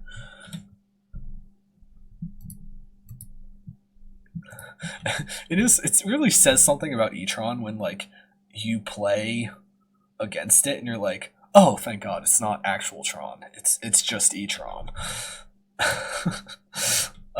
Like, it's just E-Tron. I mean, they like, instead of playing Karns that like kill you and like Ugins and whatnot, instead they just play like 3/2s.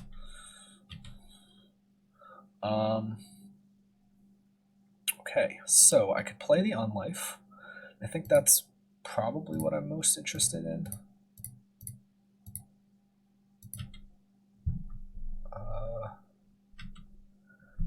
And then I'm looking at playing this Wishclaw and Temple, or Jace if it will survive. And Wishclaw spoils, so 5 mana, Wishclaw spoils, Jace uptick. So if Jace lives a turn next turn, that's good. Hopefully they just like don't have anything to do. Sure, they have a second map, Be My Guest. They have Dismember and Wastes in hand. So their hand doesn't do anything right now. I mean, they could definitely top deck something, which would be good, but I mean, good for them, not good for us. Oh, even better. I mean, now there's no need to expose this Jace for the turn. I guess I might as well keep another one, because why not? Play a Wishclaw. And now we can just Jace spoils when it gets back to us. Sure. So they're going to go get their third Tron piece.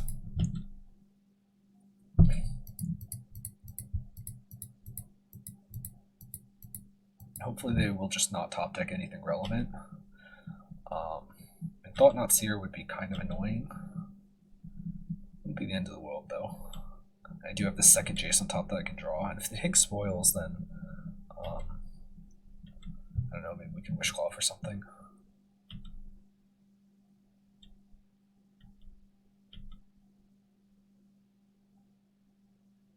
Oh, they drew another expedition map, so we're locked.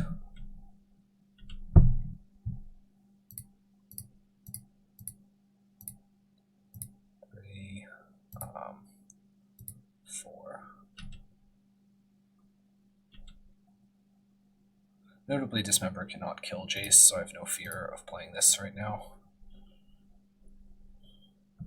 Name Simeon Spirit Guide. And there's like no chance they play Noxious Survival, so we can mill them for information.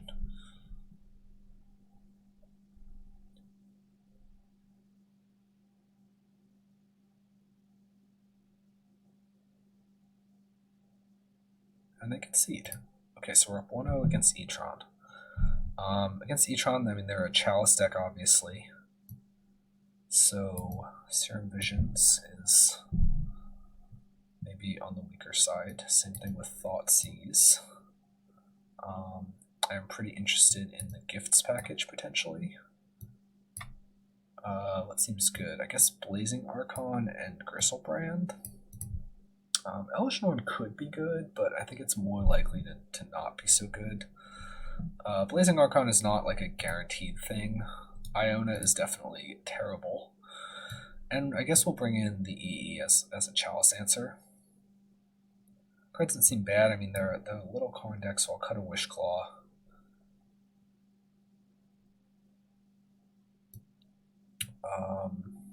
Maybe I don't need the EE.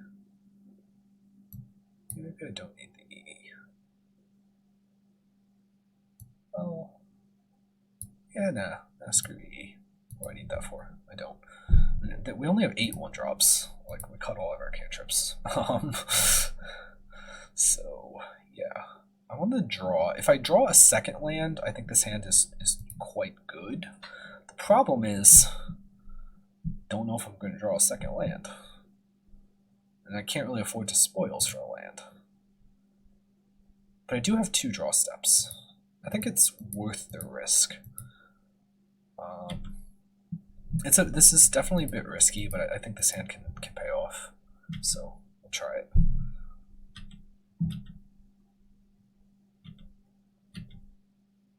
That was not ideal. So the question now is, do I spoils on end step? Thinking that I probably do. Chalice on 1, yes, I definitely do. So now what lands do I look for? And Shelldock Isle is the 4 of.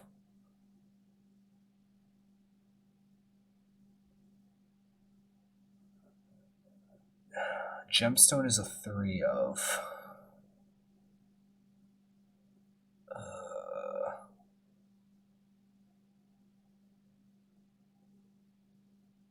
This is actually really hard. And I only have 2 cities. Because I'm trying to not play as many pain lands. Because I'm not running Val right now. So you don't need as many. Normally I'd name Gemstone, but I have a Gemstone in play, so there's only 3 Gemstones left.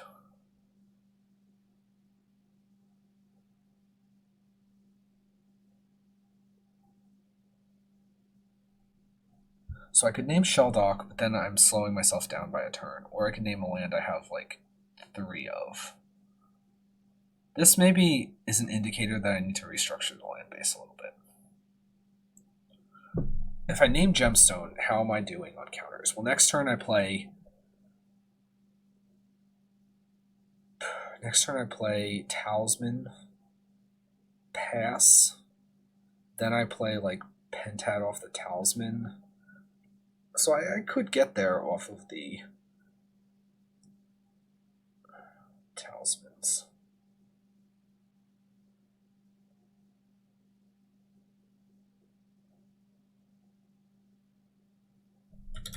I think I'm going to name Gemstone just because I really do need to start displaying this artifact mana.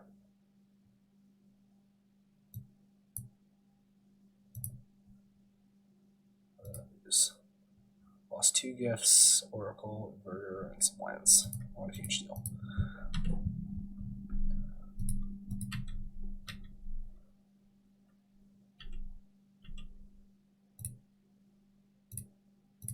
Okay, so now our Lotus Petals our Gemstone Mines are rapidly becoming Lotus Petals. But next turn I can play another Talisman off this Talisman and that Gemstone and not lose it.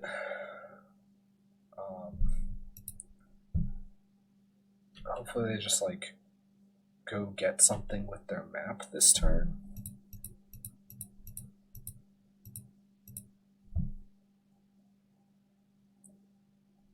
Okay, that's fine. And I mean, what else can they even play? They can't. It's the 2-drop land, so they can't even play like Reshaper or anything. Now they could have like Reality Smasher. Seachrome was a good draw, so I can't actually. Hang on. Yeah, so I can't actually gifts and then play a thing with it next turn. But this does develop a lot of my mana.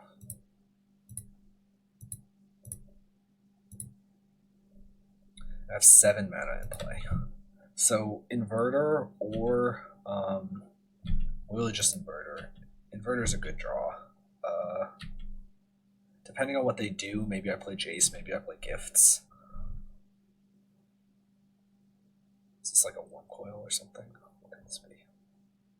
Do they even play One Coil? I don't know. It could be Smasher. I'd be fine with it being Smasher.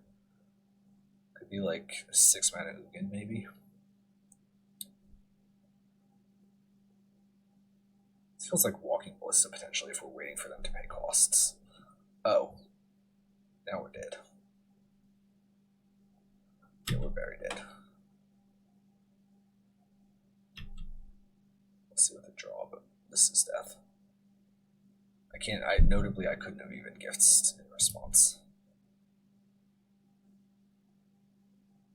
Torpor Orb. That's interesting.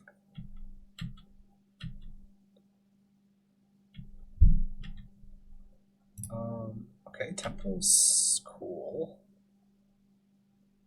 That's unplayable right now. So Spoils is off, Inverter is off, Oracle's off.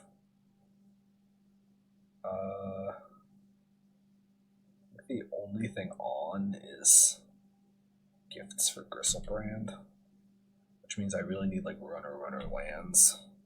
They're gonna get Liquid Metal Coating here and start locking me off lands though. I mean, maybe we'll give them the chance to not give them the chance to mess up, but we're dead here. If they have any idea what they're doing, we're dead here. Sure.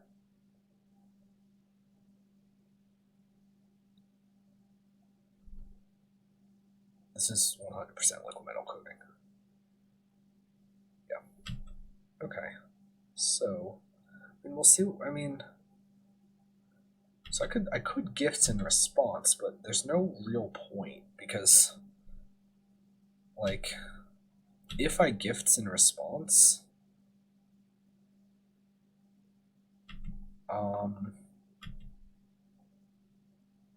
I need to draw the land anyway.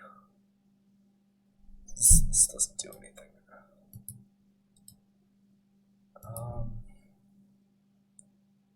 Now they're going to start killing lands. So I could Gifts in response to them doing that. And then I have to... No, but then I still need to top deck 2 lands, so it's not good enough. If I top decked a land there, maybe. But I needed to top deck a land there. Alright. We'll just run it back as is. I think I like where we're at with this list. I could bring like a Serum back in, figuring I'm more likely to get to filter a little bit.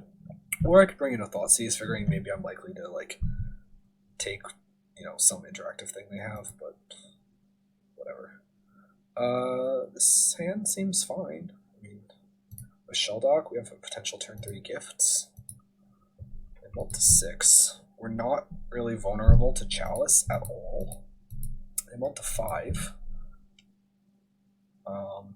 Basically, we need to hit a land, but as long as we hit a land, I mean that's good.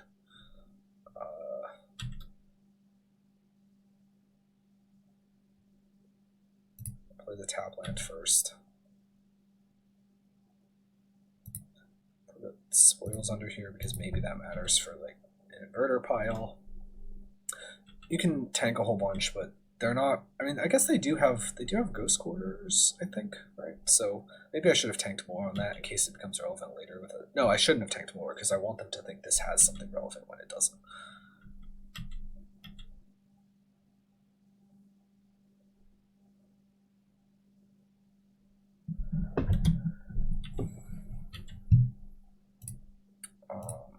Okay, so we play a Talisman of Dominance. We hope we draw a land.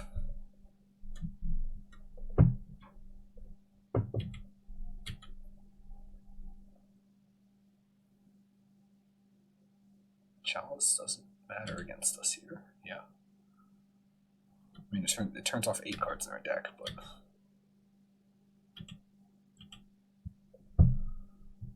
Okay, well, we didn't draw a land, so that's a little less than great. But we can play Talisman into Talisman. All the Talismans. Interestingly, Talisman like draws comparisons to like Farseek. It's like a Farseek that your opponent can blow up, but like in colors that don't have access to like Farseek effects. Definitely a powerful option. It's 2 mana land. 2 mana pain land, but still.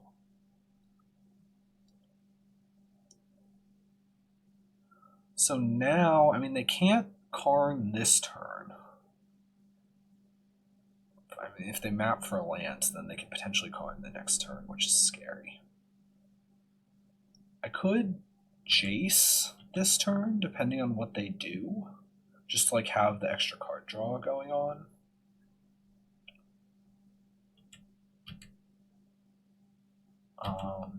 Let's see what we draw. So we draw a land.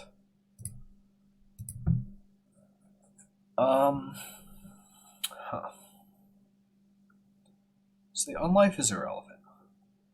So the choices here are, do I Jace Or do I end step gifts?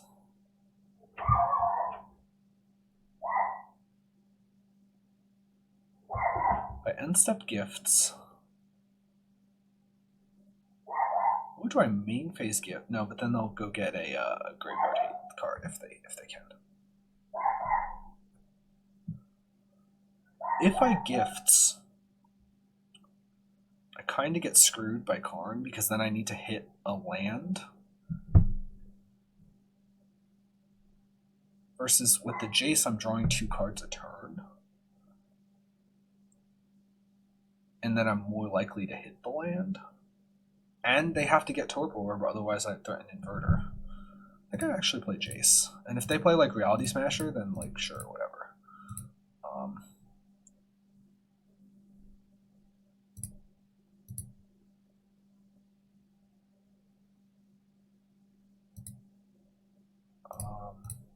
Let's play a Thassa's Oracle. And scry with all the scries. Now I'll put the City of Brass on top. Now I have a land next turn. I have the Thassa's Oracle, which can actually attack the Karn if needed. And it can block from the Jace if needed. So there's a lot of potentially good things happening here. Let's see what they do, though. Fallout Seer, sure.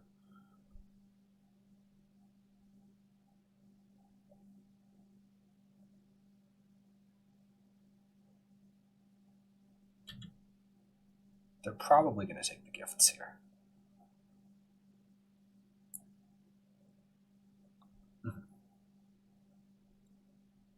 Okay, Reshaper. That's fine too.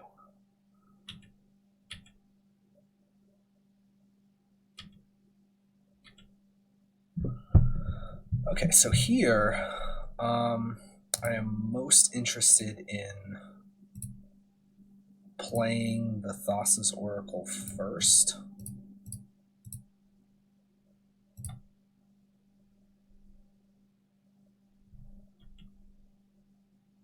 Looking at a billion cards, putting an Inverter on the top, playing a land, knowing our opponent for 2 and drawing a card.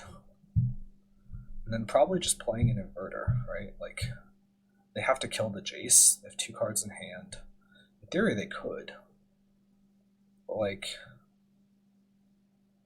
I'm just looking to win on my upkeep with this Jace. Even if they have Smasher, it's not good enough, right? If they have Karn, is Karn good enough? I mean, they would have played it last turn. Ugin will exile a colored permanent, which is potentially scary. So maybe I actually block with the Oracles and then I just play the Inverter next turn because they didn't have the Karn. And if they have the Karn and they go get Torpor Orb and then they play Torpor Orb, then I guess congratulations, they got us. Like if they top deck Karn. I think it's more likely they... Yeah, I think it's more likely they have... Wait, no, what was I saying? Karn kills Jace. No. I feel like there's more ways Jace dies than ways they stop Inverter. So I will risk this. And then I can put the... I can chump with the Oracles, and then I can put the Oracles back with Inverter. Maybe they have another Thought Knot. That would be not great. Yeah, see, exactly. So they Ugin. They're going to kill Jace. Exactly.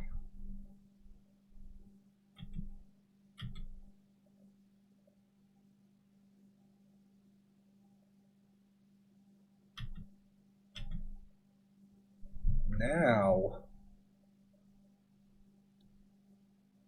I think I Inverter.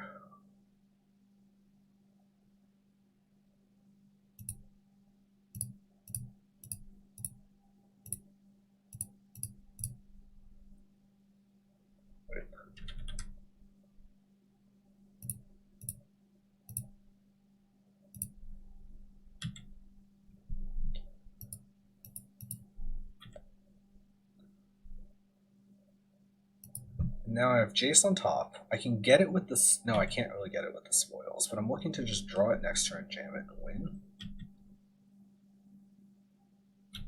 Maybe I should have attacked the oracles into the Ugin to either kill them. I mean, the Ugin doesn't really matter, though.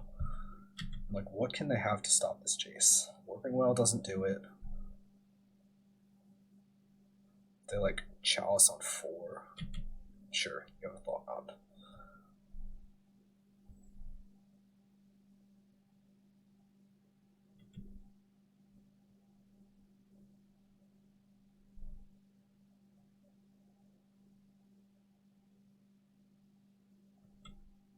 You have a Spirit.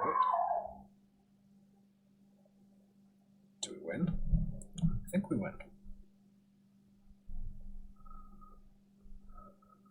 This would have been so much scarier if it were actual Tron. I don't think they can kill Jace at instant speed in response. So notably, I do not want to block either of these. Because if I block the Matter Reshaper, potentially they get some sort of hate card. If I block the Thought Knot, then I draw a card, and I would kill myself.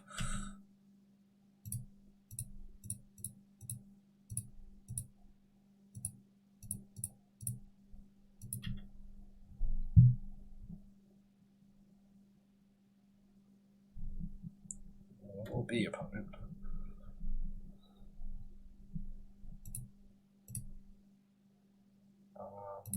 Yeah. Do I win? I do. Alright, sweet. So that was a 4-1. We'll lose to Elves of all things, but I mean, it's sometimes that happens, as embarrassing as it is. I actually liked the Thought Seizes, even though they didn't come up a ton over the pacts. Just for their ability to really like be played early, be another thing that lets us play a turn 3 Inverter into a naked graveyard. Yeah, because the challenge with Inverter actually is not how do you clear your graveyard, it's how do you get something into your graveyard a lot of the time. Because there's situations where like you have Inverter Oracle and you have 4 mana and you can't play Inverter because you know it'll flip your graveyard and you don't have like a Grace and your Oracle's not under a Shell Dock, so you can't you can't get through your draw step with nothing. So in situations like that, I like the Thoughtseize. The Gifts sideboard plan is still very much up in the air. I'm by no means sold on that. Whatever.